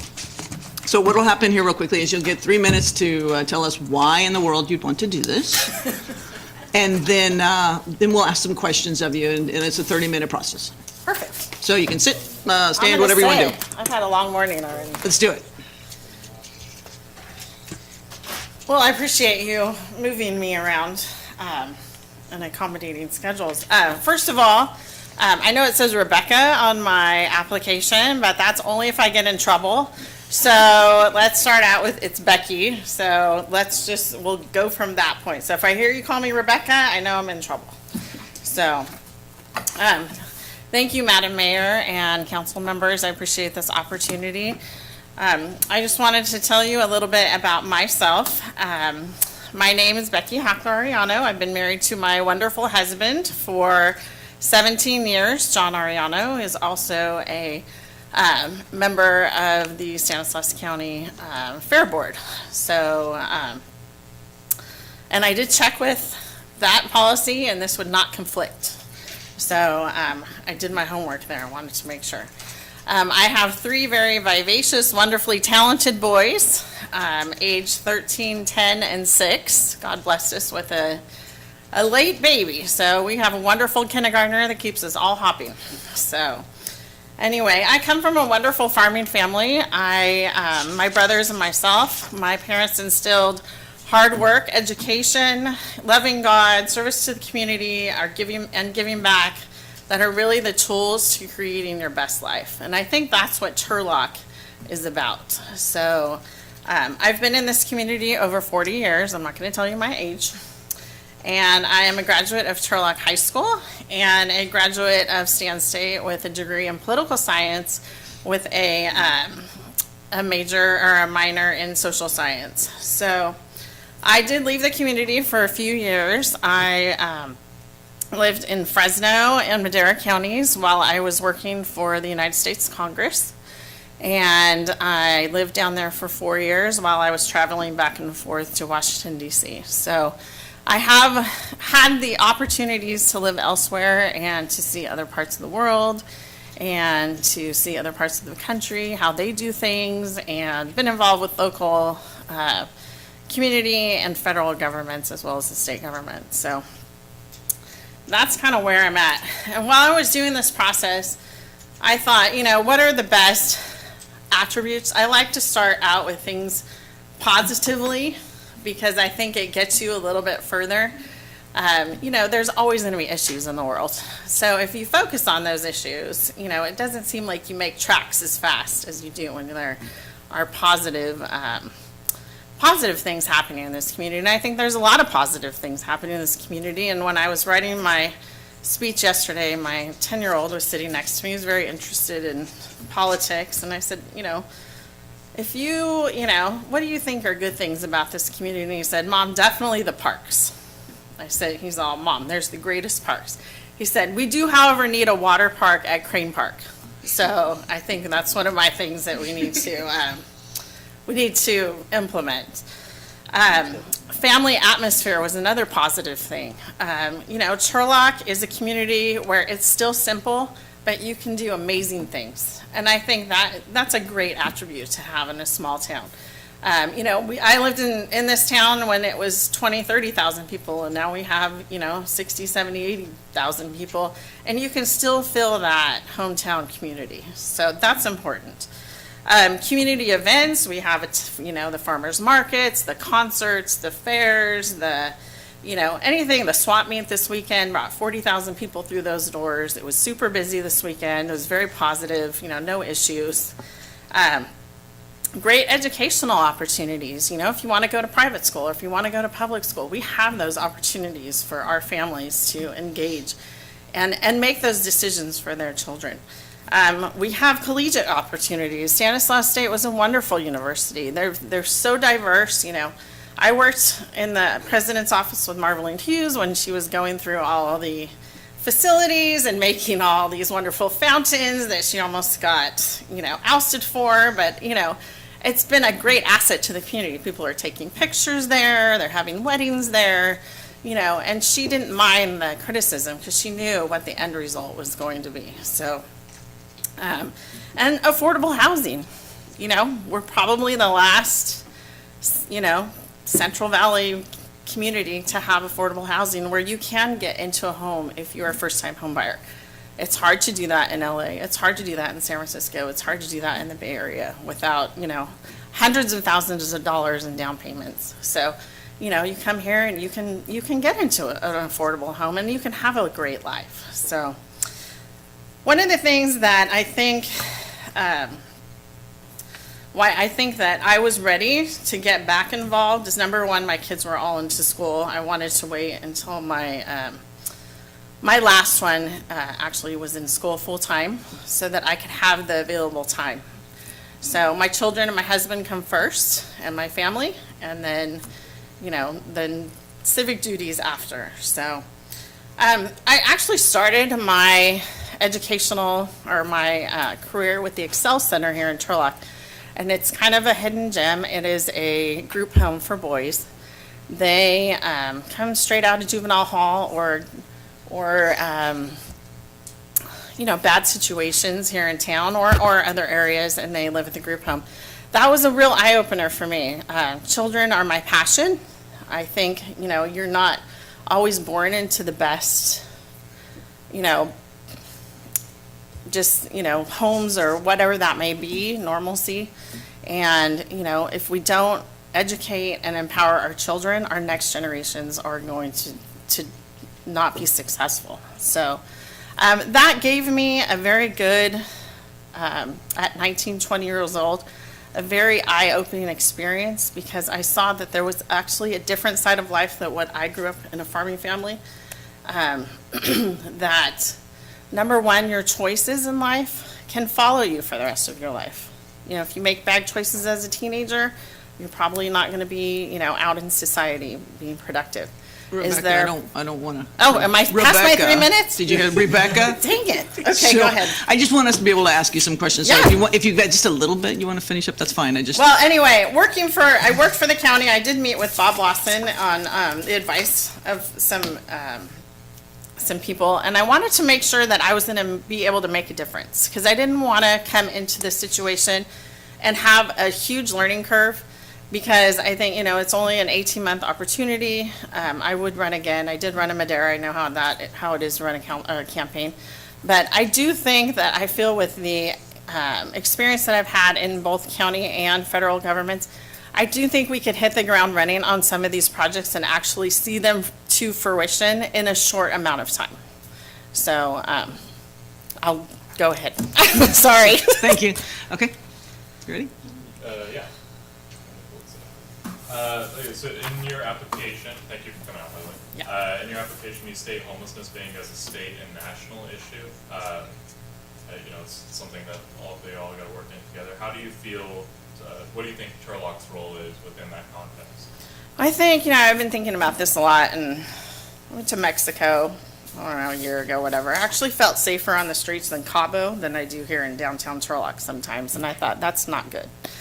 So I think, you know, in thinking about this, and I get my best ideas at 3 a.m, I think we need to really reclassify the terms that we're using, because I think homelessness is such a broad blanket statement, and I don't think that encompasses what's been going on.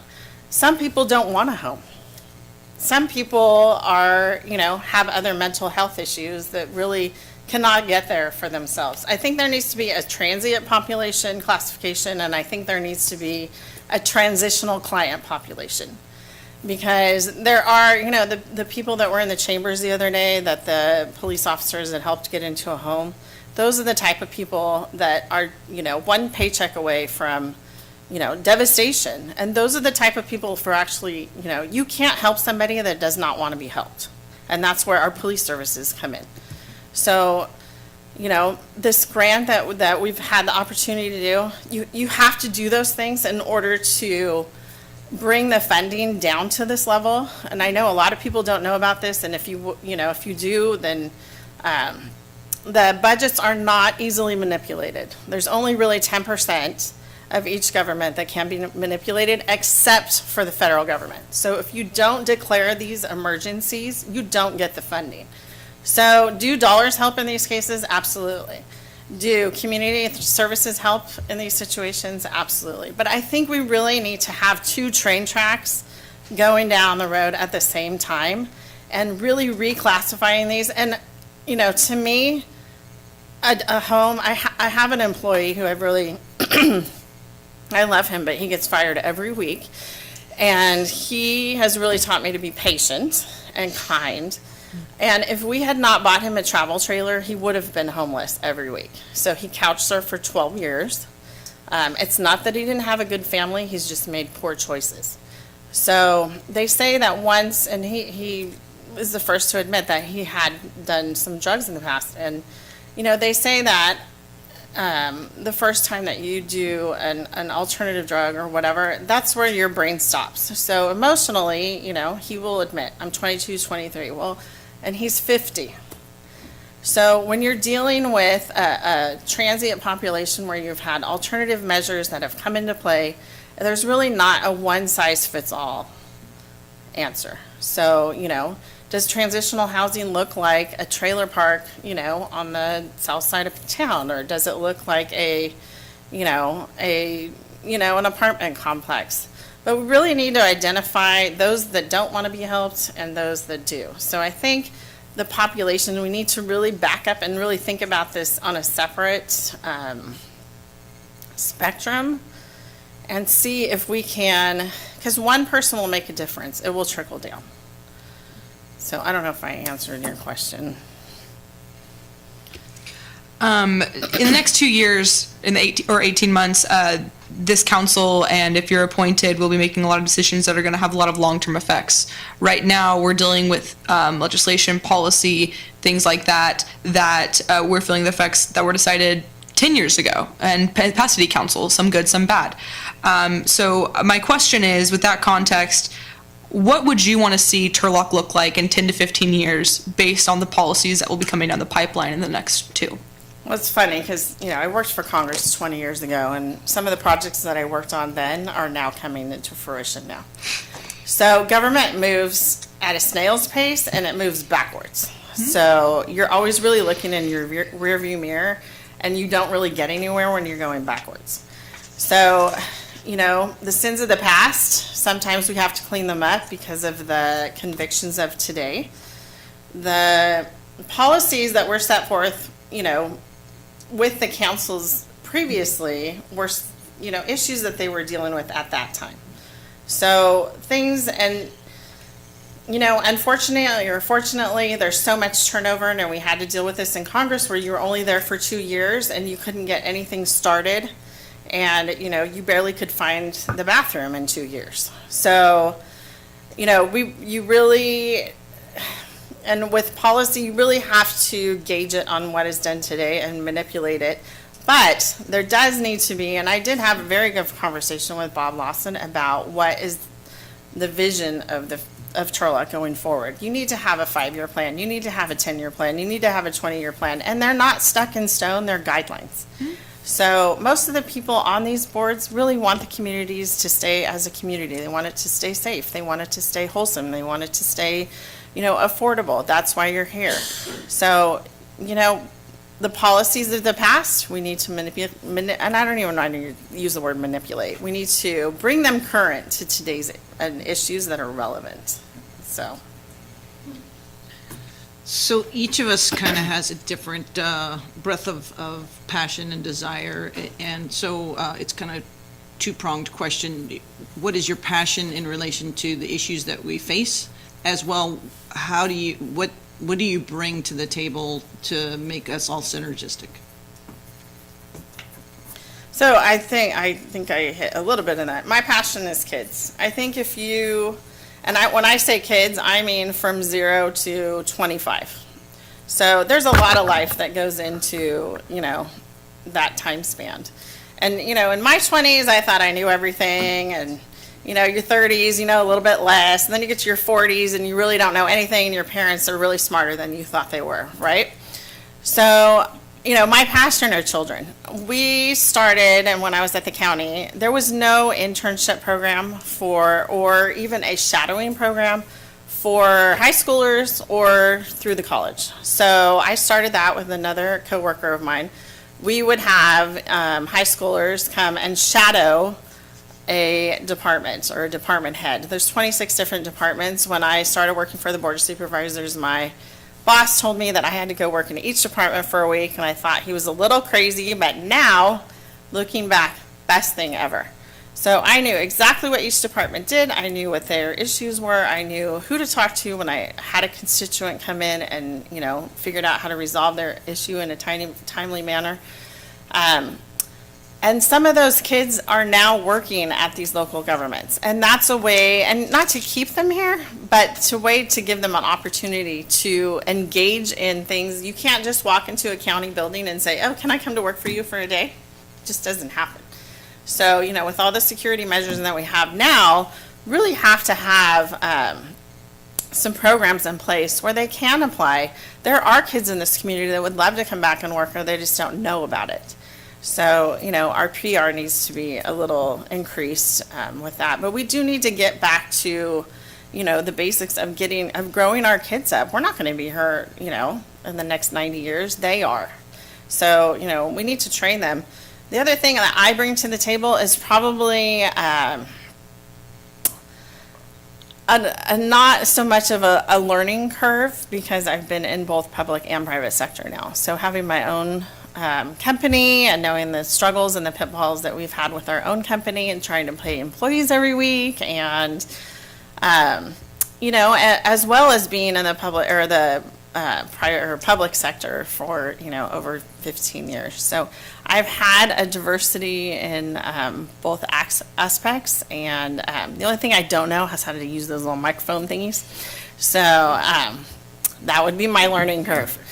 I have a lot of contacts still in Washington, and I have a lot of contacts in the state. And there actually is a new state building and housing director, is actually from Turlock. They just announced that last week. So, I think we have some opportunities to really get some issues pressed forward. And whether or not you see that in your council term, or, it comes 10 years down the road, that you had a hand in that. So I think, opening doors is hard when you don't really know what door you need to go through. So, with my background, I've gone through those doors and I've made mistakes, and, if you don't learn from them, that's your own fault, but I have learned from them. So, I think that's what I feel like I bring to the table, is more experience. And, and I am a mother, and that comes with a whole set of other experiences. So, I think, there needs to be somebody that actually utilizes city services on a daily basis, which we do. We utilize the recreation department. I love that. The rec department is great for the children. I think they've done a phenomenal job over there. But we need to continue those programs, so. Okay, Becky, you pretty much answered my question already, but I'm going to ask it again anyway, just because for continuity's sake. Yeah. So, and it considers time restraints, or constraints, whichever you want to look at it. Do you understand that with this position, you're looking at 20-some odd meetings, plus another dozen special meetings, several committee meetings that you'll be set up, and how is this going to be working into your schedule? Well, I think if you want something done, you have to ask a busy person. So you don't have time for, foolishness, I guess. You need to make sure that you're scheduled. I do have help at home. I'm very privileged to have that, and my husband's very involved. So I do feel like I can give the time. If it was 2 years ago, I would not be here. So I do, kindergarten at Turlock Christian is where my kids go, is all day. And then, we have activities in the evening. So I do feel like now is the time for me to step back in, and I really prayed about it, and I felt like, you know, if this does happen, that I would be able to put the time in. And the part that, you know, having the prior experience, you know, and I think would help maybe facilitate some of those meetings moving forward where, you know, maybe if you didn't have the background or the history or you're somewhere where you needed to go, you know, it would take a little bit longer. So I do feel ready. Could you give me some of your thoughts about what our city's water plan and some of the recent developments related to that? Well, when I went and met with Mr. Lawson, I worked for Westlands Water District as their public affairs manager, and they are an exchange contractor on the west side, and they take care of 426, well, it was 426 now, or back then, I don't know, it was probably more now, 426,000 acres of water, and they don't own a drop of water. So they have to exchange water all throughout California and beg, borrow, and steal. And one thing I did learn from the manager over there, and he said, you want to be the one that's holding the cards. So I feel like this water treatment plant, and I know that the cost is significant, but I feel like we could probably be the one that's holding the cards. So with water, water is for fighting over. I mean, bottom line. Farmers need water, you need water to exist, cities need water. It's a global, a global problem. I think, in reading, going back and reading the minutes, the big problem was the lack of maybe funding that we're going to have to be passed to the taxpayers. And that's a big deal. You have your community that, is on a fixed income, and you have your community who's just coming up, just getting jobs. What does that look like for, the city to pass on such a hefty cost? I think we need to phase things in. I think absolutely 100%, we do need that, 100%. So we need to strategically figure out a funding either source. We go to the federal government. There are trailer bills that we can put on that where we can borrow money, we can do bonds, we can phase in our, water, bills, incrementally. So we can do it on a per, income basis. I think we need to back up maybe a lot and look at see, what are our funding options and maybe go forward from there. I have 9 water bills I get a month. So, would it impact my business? Absolutely. We need to, we're here for the constituents, bottom line. So, do we need to be the one that's holding the cards? Yes. Do we want to be that person? Yes. Do we need to burden our community with the payment of this? Yeah, maybe a little bit for a little while. So I think it's mandatory that we do this. I think it's necessary in the PR that we make sure that everybody has a plan and can prepare. And I don't think it's fair that if you dump something on, you say it one day and you dump it on the next day, it doesn't give people enough time to prepare for what's going on. So as Turlock and as a future, I have children here, we definitely need that water treatment plant, and we need to move forward with it. We've touched a little bit about our city's financial situation and what we're really going to be dealing with in the next coming months. So if you were to be appointed, what are 1 to 3 steps that you would want our city to take to ensure that we are on a firmer financial foundation than we are right now? Well, and having a business and having a government budget, 2 separate deals, not the same. They're not even in the same realm.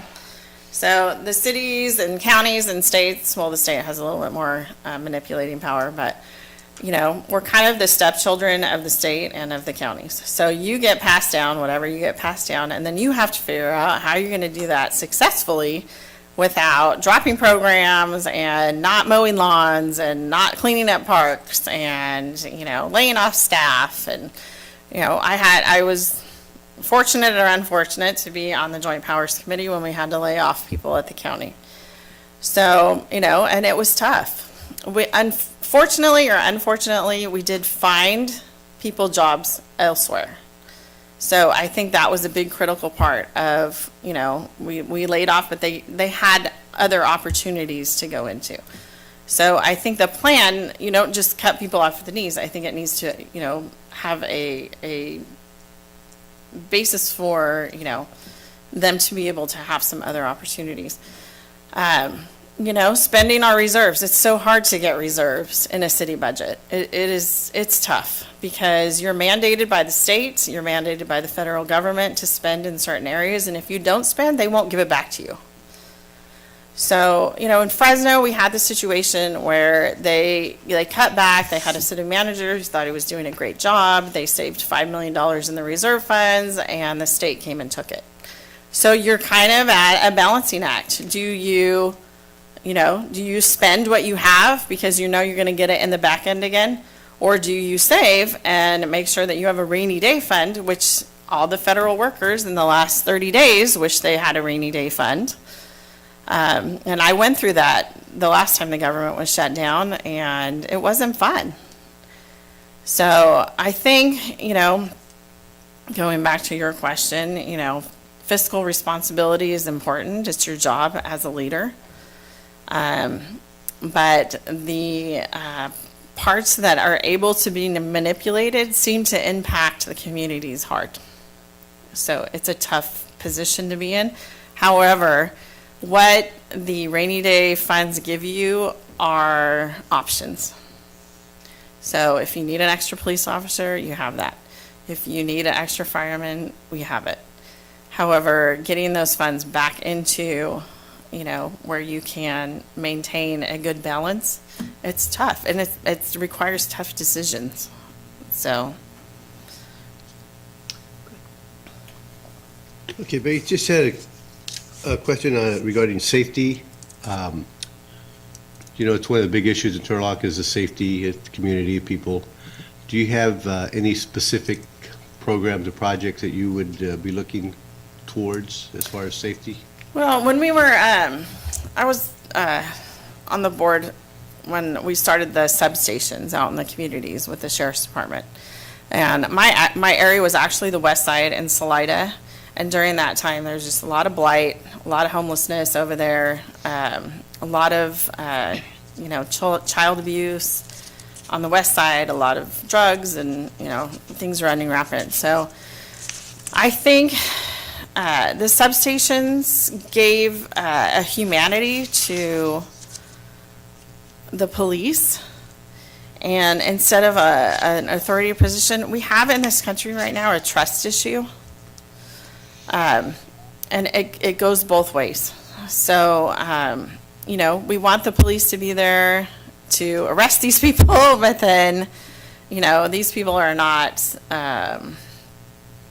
very respectful towards police in the same way. So, I think, I think community service officers, I think, are a big part of the police department, and I would like to see that maybe grow, and I would like to see that maybe grow with some youth programs.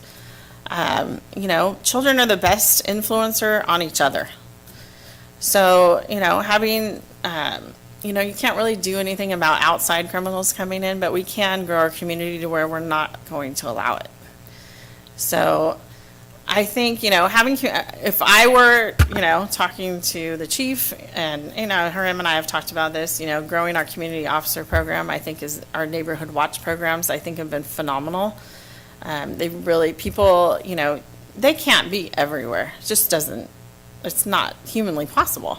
So, when people see things, a very big non-emergency number, I do want to see, and I don't know if it's the city's role to do this, but there needs to be either more action on the Stanislaus County electric board out there where there's more community events on there, because people do read that. I don't know how many people go through the Folkworth and intersection, but it's a lot. So, and maybe we need something downtown where there's a community event or the police are hosting something or, I think we need, fire and police are important, 100%. You have to have that in order to have order in a community. So, I don't know if I answered your question. I have a question that you guys go pressing. 30 seconds. So you list transportation as one of the important issues facing Turlock. What specifically in that area do you see as the big problem? Well, I think we had a very scientific, and this was a long time ago, I know I don't do this now, but we used to have a very scientific way that the roads were paved in Stanislaus County. Whoever complained the most, we put them in a hat and we drew it out. So, but that was 20 years, no, it's more than 20 years ago. I'm sure they don't do that now. So I think, our roads are mega important. We've got, bumpy roads. I mean, I went down by Charter the other day where my office is, and I think I fell in the pothole, and I don't know if my car got back out. But they did pave it.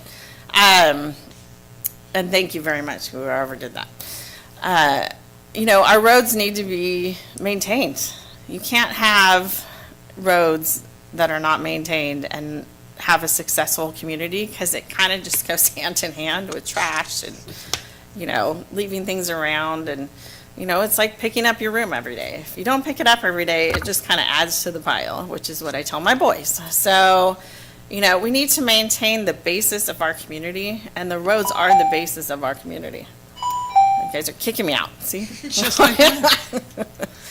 Okay, so what happens now is we'll finish up, and then we'll decide how we're going to select on Friday at 10. You do not have to be here for that. We'll have more knowledge afterwards. You can watch just the end of it. You'll probably figure it out for you, or if you stay. And thank you for coming in and actually switching your time around to help. Absolutely, thank you. I appreciate this opportunity. Thank you.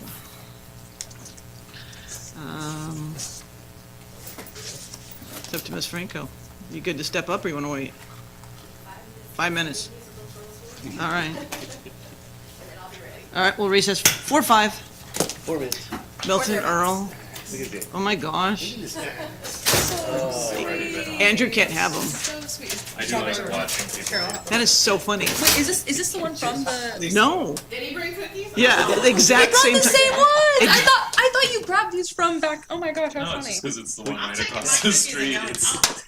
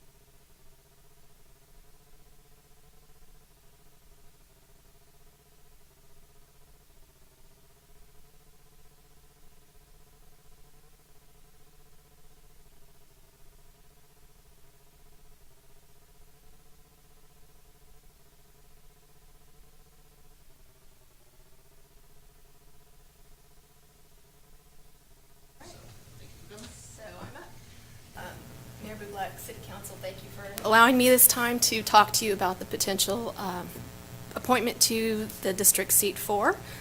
I'm hopeful that my application gave you a general description of my background, my experience, but I am happy to answer any questions that you may have about my background, my experience, or my views on the things that come up in the City Council. I'm really excited about the dynamic here on the City Council. I think that we're going to see a lot of great things from the City Council, and I'm hoping to bring my experience into that dynamic.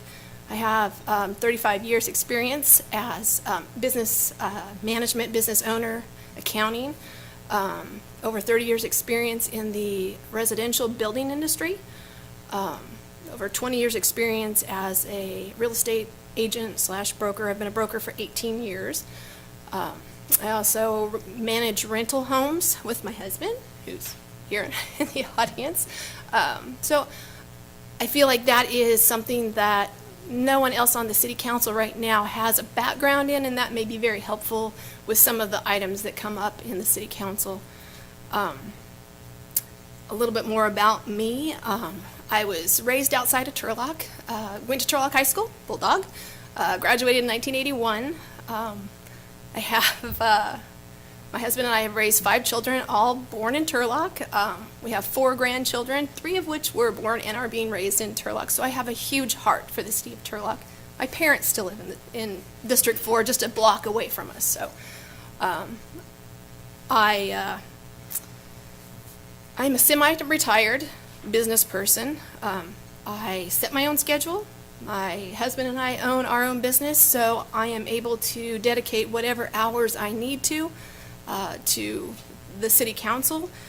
I've been attending most of the City Council meetings for the past several months. I think I've missed about 2 of them in the last probably 7 or 8 months, and I've also attended all the homeless committee meetings since I believe it was August. So trying very hard to stay informed and get brought up to speed on the issues so I wouldn't have a huge learning curve. So thank you. I'm going to turn the rest of my time back over to you so you can so I can answer any of your questions. So thank you for your time. Thank you for coming out. So I see on your application you have a very rich background in housing and development. What are your thoughts about the situation in Turlock currently, and what are the types of steps that you would like to see the city make to address any of the issues that we face? As far as the building department? Yeah, and housing. And housing. I think that people throw out that Turlock's very expensive, Turlock doesn't have enough low-income housing. I don't think people realize how expensive it is to build. Building projects take 3 years to get off the ground. Land is expensive, building's expensive. Permits are about 20 to 25% of the cost of your construction. So it's important that we have land to build on that is of a cost that builders can do so. Right now, our general plan is almost a no growth type of a plan. We're pushing towards infill. We're pushing towards the southwest area in Turlock, but it's really expensive to build there. From a builder standpoint, that's why no one's built down there. We have to have a freeway overpass. We have to have schools. We have to have roads. We have to have sewer, water, storm drainage, and all that is going to come at a huge cost. We have to deal with Caltrans for the overpass.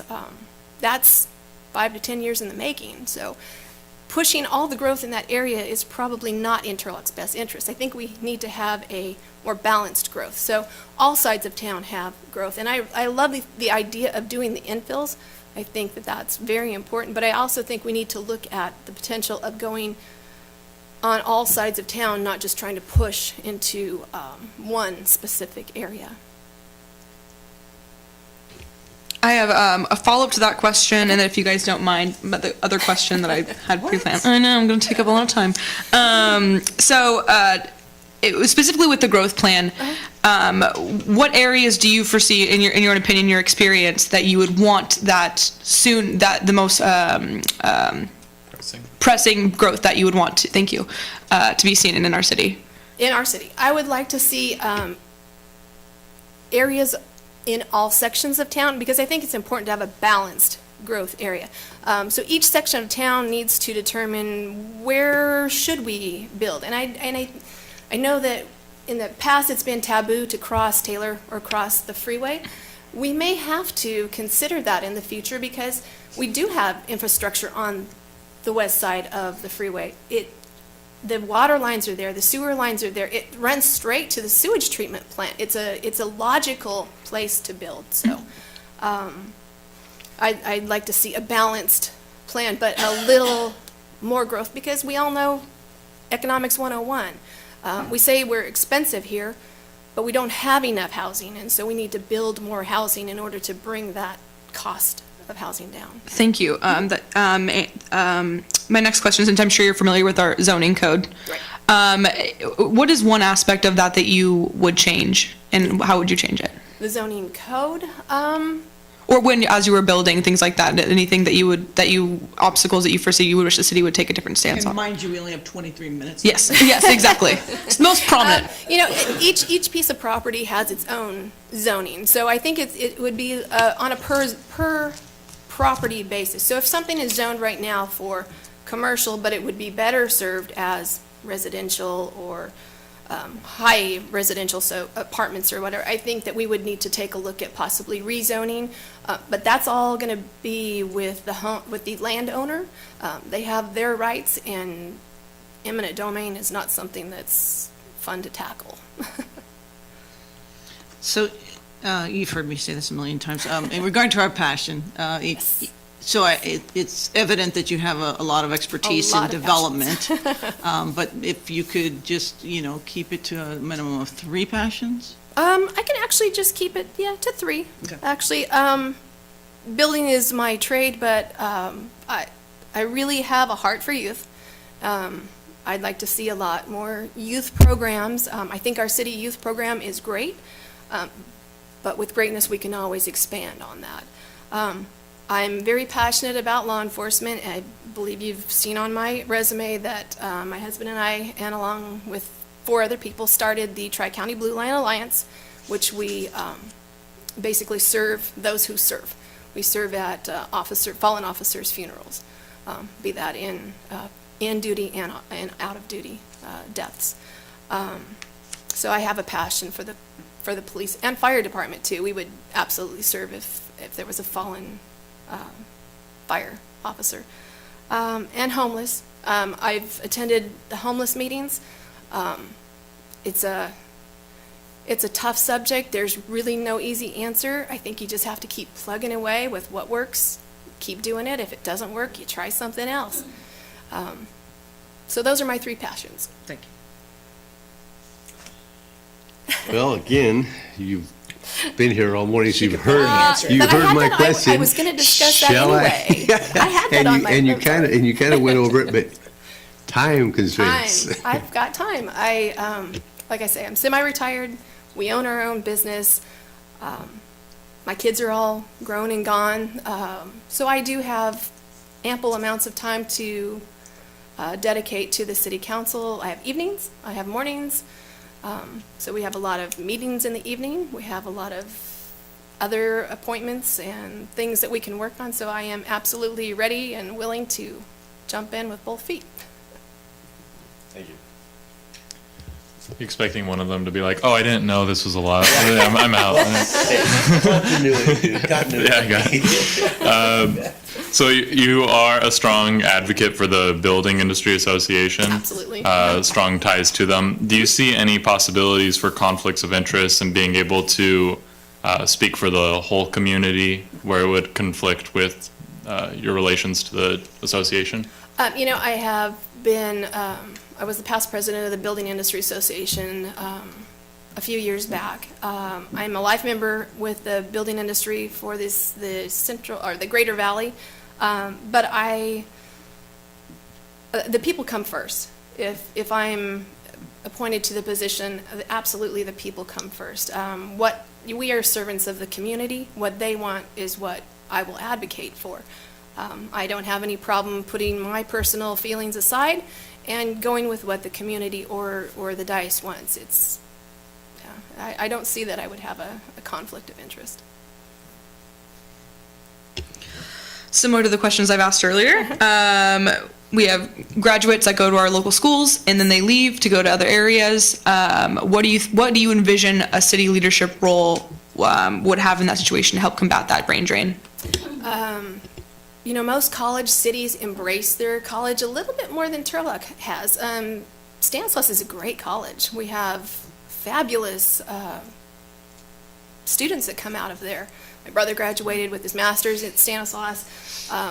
Unfortunately, none of my kids went to Stanislaus, but I've always admired the programs there.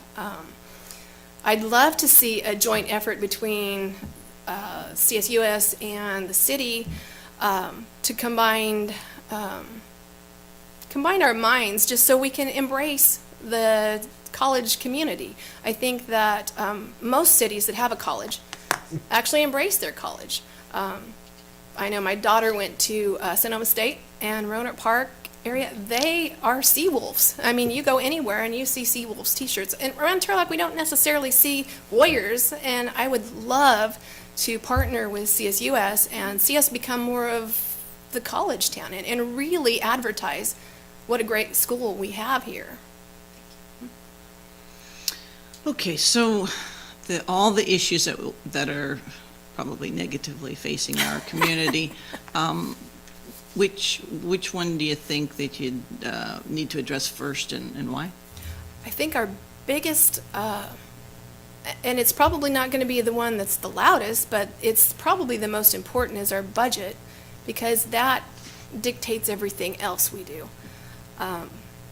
Finances, we can't continue to dip into our reserves. We need to look into growing our revenue base. It's not sustainable to keep going into our reserves, but if we build our revenue base, we will have more money not only to put back into our reserves, but we will have the additional monies to put into law enforcement, youth programs. So I would love to see us put an effort into building our revenue base, which a few years back they did a Try Turlock First campaign. And I'm not quite sure if it was successful or not, but I would love to see something like that come back, because I think if we could communicate to the city residents to, try Turlock First. If you can get it here and you can get it as inexpensive as anywhere else, buy it here. Push towards local business people. Another thing we can do is to get local businesses growing, because if your local businesses grow, they keep their money here. If you have a chain store, for example, they're going to push their profits back to corporate. If you have a local person that has a business and you keep that profit center here, they're going to keep their money in Turlock. They're going to hire more local employees. They're going to use their profits, their personal profits, in donations, it will stay in the community. So I would love to see us build our revenue base with local stores, as well as Fox stores too. Okay, safety. Safety. It's very important to a lot of people in Turlock, very important to, well, one of my major campaigns Absolutely. was safety and lighting in Turlock. Do you have any specific programs or projects that you would push for to keep us safe? Well, I'm obviously very pro law enforcement. I'm also very pro first responders. So fire department falls right in there too. They keep us safe. Police officers keep us safe. I know that we are short law enforcement officers, and we need to reach out and make sure that we have plenty of staff. We also need to make sure that our first responders are well equipped. I'd love to see us look into body cams and dash cams. I think that not only is safety for the officers, but it's safety for the public too, so we can see what's going on out there. Not that I think that any of our officers are rogue, but when you're on camera, it keeps you a little more honest. I would love to see youth programs come in. I think that the way to make a place safer is to get the youth.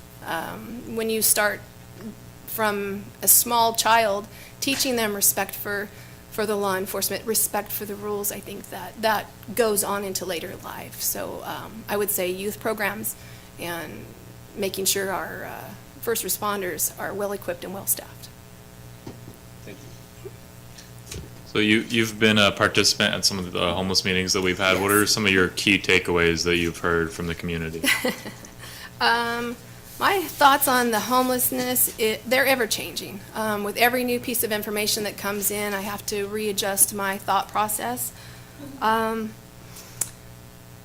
think we need to make sure that we keep the homelessness in perspective.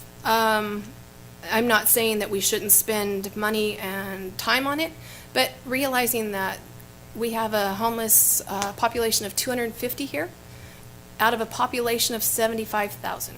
That's 1/3 of 1%. So I'm not saying that we should spend our time and money in that percentage, but we have a lot of issues that are just as important as homelessness, but I believe that homelessness needs to be in a hand-up, not a hand-out fashion. I think we need to look at low-barrier shelters.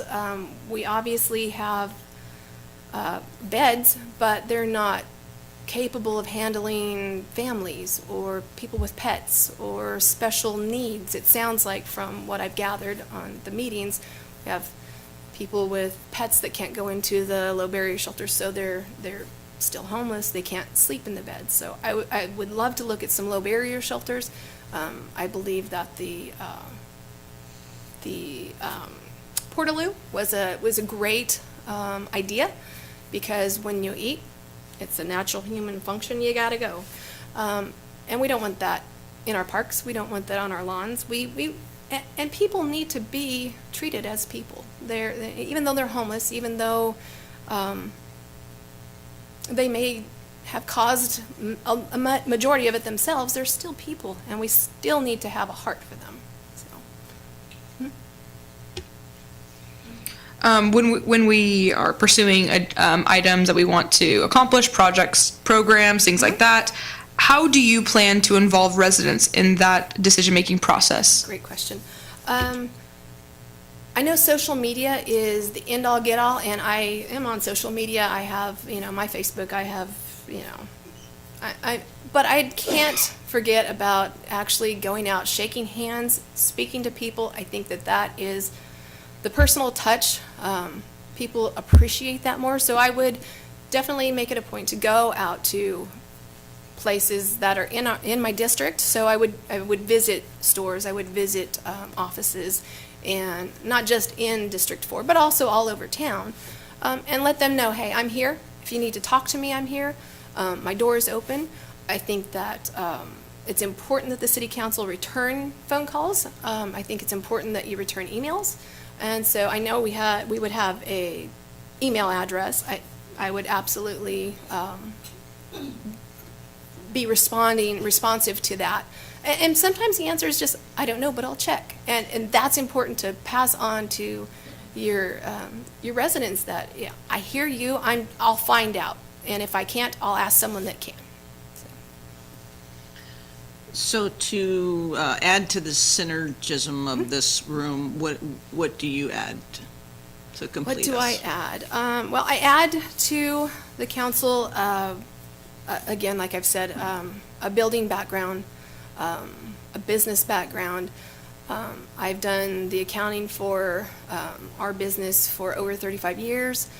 I am a numbers person, so on my notes I'll have a lot of different numbers, so I really get into the details. If there's something that needs to be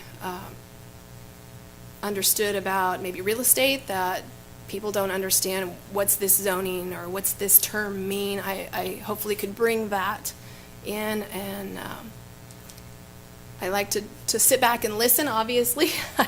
I listened all morning, so I really like to take in the information, digest it before I give out a lot of information, so that would be another thing I could bring. One more. Time is like, Oh, you're good. 10 minutes. Just a quick question on the way that Turlock governs. We have the city council, city manager. How can you relate to the way that we govern? And is, you're familiar with it? And is that something you can work with? Oh, absolutely. As the president of the BIACC, the Building Industry of Central California, as the president, we had an EO, we had an executive officer, and it was my job to give him direction and get information back from him, much like the city manager. And I've met with Mr. Lawton, and we got along great with our thought process on. He gives us the information, we decide what to do, we give him direction, he finds out the information and brings it back to us. I love that process. I think that the city manager, the strong city manager, rather than the strong mayor system of government, is best for Turlock. What? Oh, come on, give me more. Yeah, go ahead. Where is it? Oh. How do you feel about the transportation options currently in Turlock? And do you think we have enough options? And if not, what would you want to do to increase those? I guess fortunately for me, unfortunately for my understanding of the transportation, I haven't used the public transportation, but I understand that college students, they don't have transportation. A lot of times they're here and they don't have a car, or they want to keep their car parked because it's really expensive to drive and park, and not so much in Turlock, but parking at the college is pretty expensive. So a lot of times they leave their cars at home. Our new transportation seems like it's much better.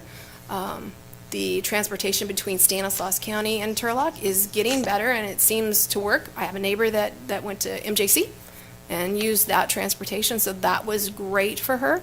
I love the fact that we're getting more Ubers and Lyfts here. That makes it really nice. If you've gone out to dinner and you don't want to drive home, call the Lyft. I see that we probably need to advertise it more. I don't think that people know exactly what our transportation options are. So if we could, I'm not sure that posting it on the website, but somehow advertise it more, maybe even on the buses, hey, check out this website for information about transportation. I think it's important, even though it may be an expense, it is an important expense because there are people that cannot afford to have a car. Anything else? I'm good. Good? Sure. Okay. Yeah. So, are there you have 6:44 left. Anything else that you wanted to say? Well, going last gave me a chance to really listen to the people that came before me and realize that those people are in my district. They're my constituents. They are the people that I would represent if I was in that chair.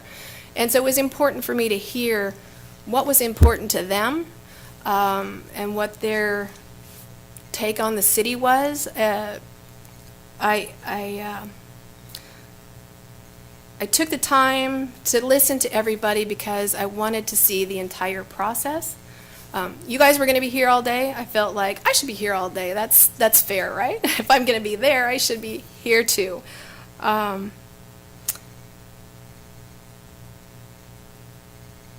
So I guess that's about it. I appreciate your time this afternoon.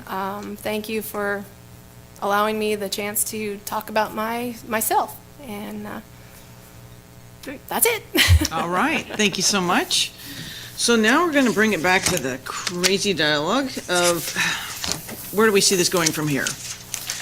So we have 6 people to choose from.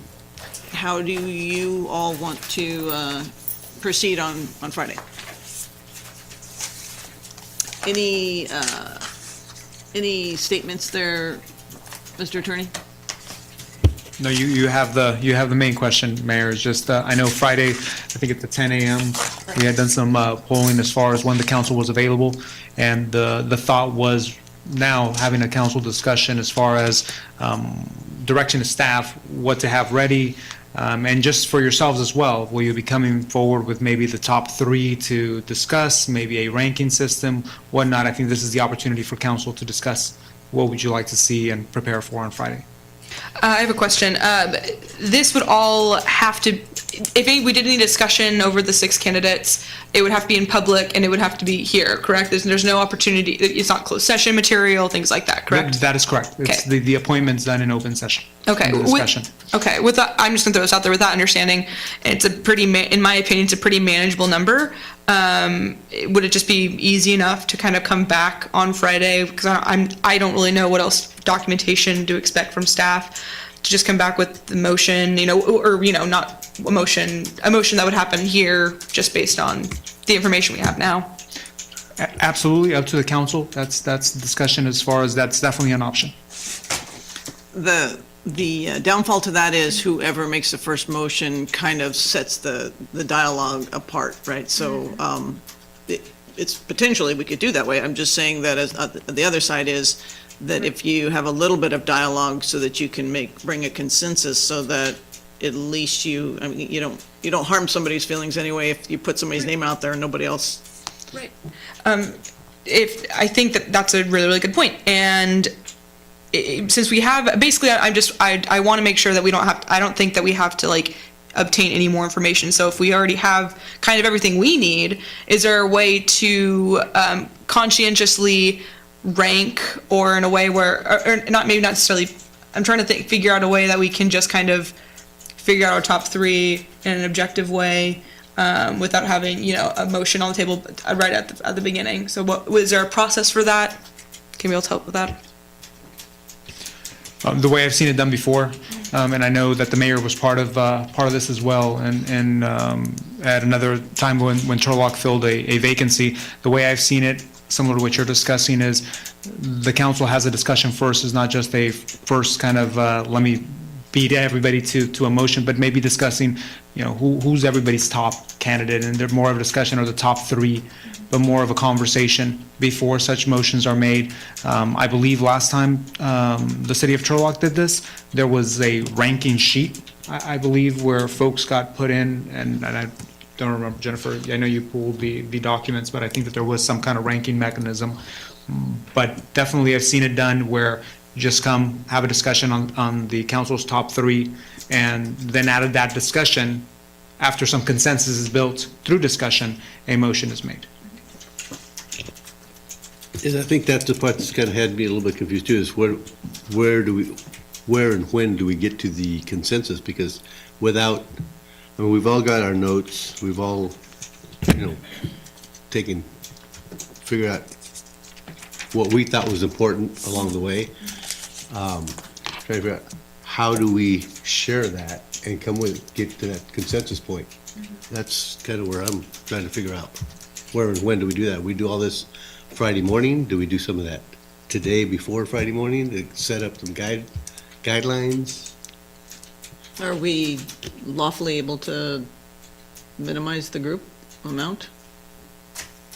Yes, this is your process. So you could say, if you really just wanted to have discussion on your top 2, or your top 3, it's up to the city council. The only legal guidelines is obviously it's done in an open session in an agendized meeting, similar to what you're doing right now. I thought that the thought was Friday you would have the meeting, you would interview everybody today, you would kind of have the time to think about it. Friday you would come back, and I think that the discussion was, when you come back, is it a ranking system, or is it really more of a discussion which leads to a motion?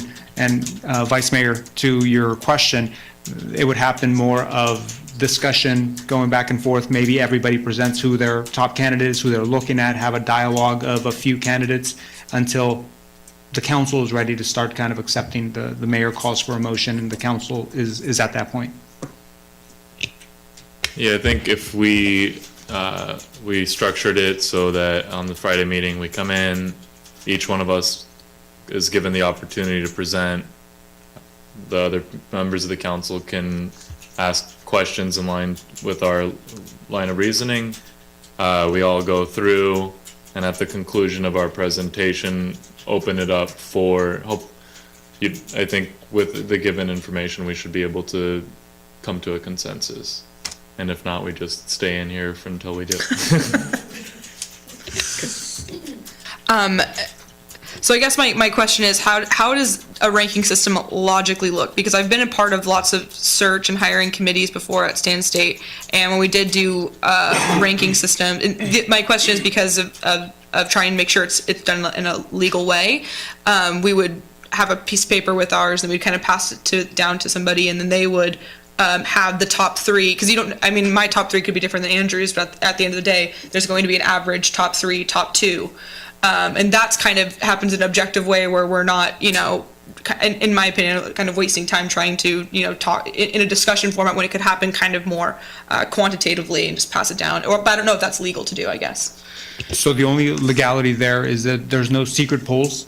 So you can definitely write it down, pass it down. It would be read out loud as far as whoever the council member has in order to start kind of with that discussion of maybe who the top three are. So we couldn't just pass it down the line and say, here's the top one, here's the winner. It wouldn't be like that, because that would be kind of in secrecy. Because everything's very transparent, especially when you write things down. You have the Public Records Act, et cetera. But it would just be in a transparent manner. But that's definitely an option as well. If you wanted to come in, rank your top three, and then we could tally, here's who the top one is, have more discussion about that. Again, there's no legal way of, at the end of the process, there's a lot of different options that you can do in order to select. So if I understand what you're saying, it sounds like, I think that if we come in, we rank right off the top to kind of make our process faster. If we have the top three, it kind of we're able just to kind of focus our discussion on those three, and then from there we have the discussion, try to gauge consensus, and at that point we're able to produce a motion, hopefully. But then again, just logistically, again, I know I threw that idea out there of having a piece of paper with our top three, but it sounds like we have to have it in public anyways. So following on Andrew's idea, maybe it is just Andrew, Councilmember Nasrati saying his top three, me, and then somebody. This is where the kind of the math comes into it. But how would that equal out to be? These are the top three of the average, I guess. Well, if that's the way you went, staff would be taking notes and then providing a tally or whatnot, or here's what the top three were for everybody, and we could repeat that. Again, very fluid kind of conversation. We could add as much structure like that. I know your staff will definitely be taking notes there, and I'll be having a chart in order to track that information down.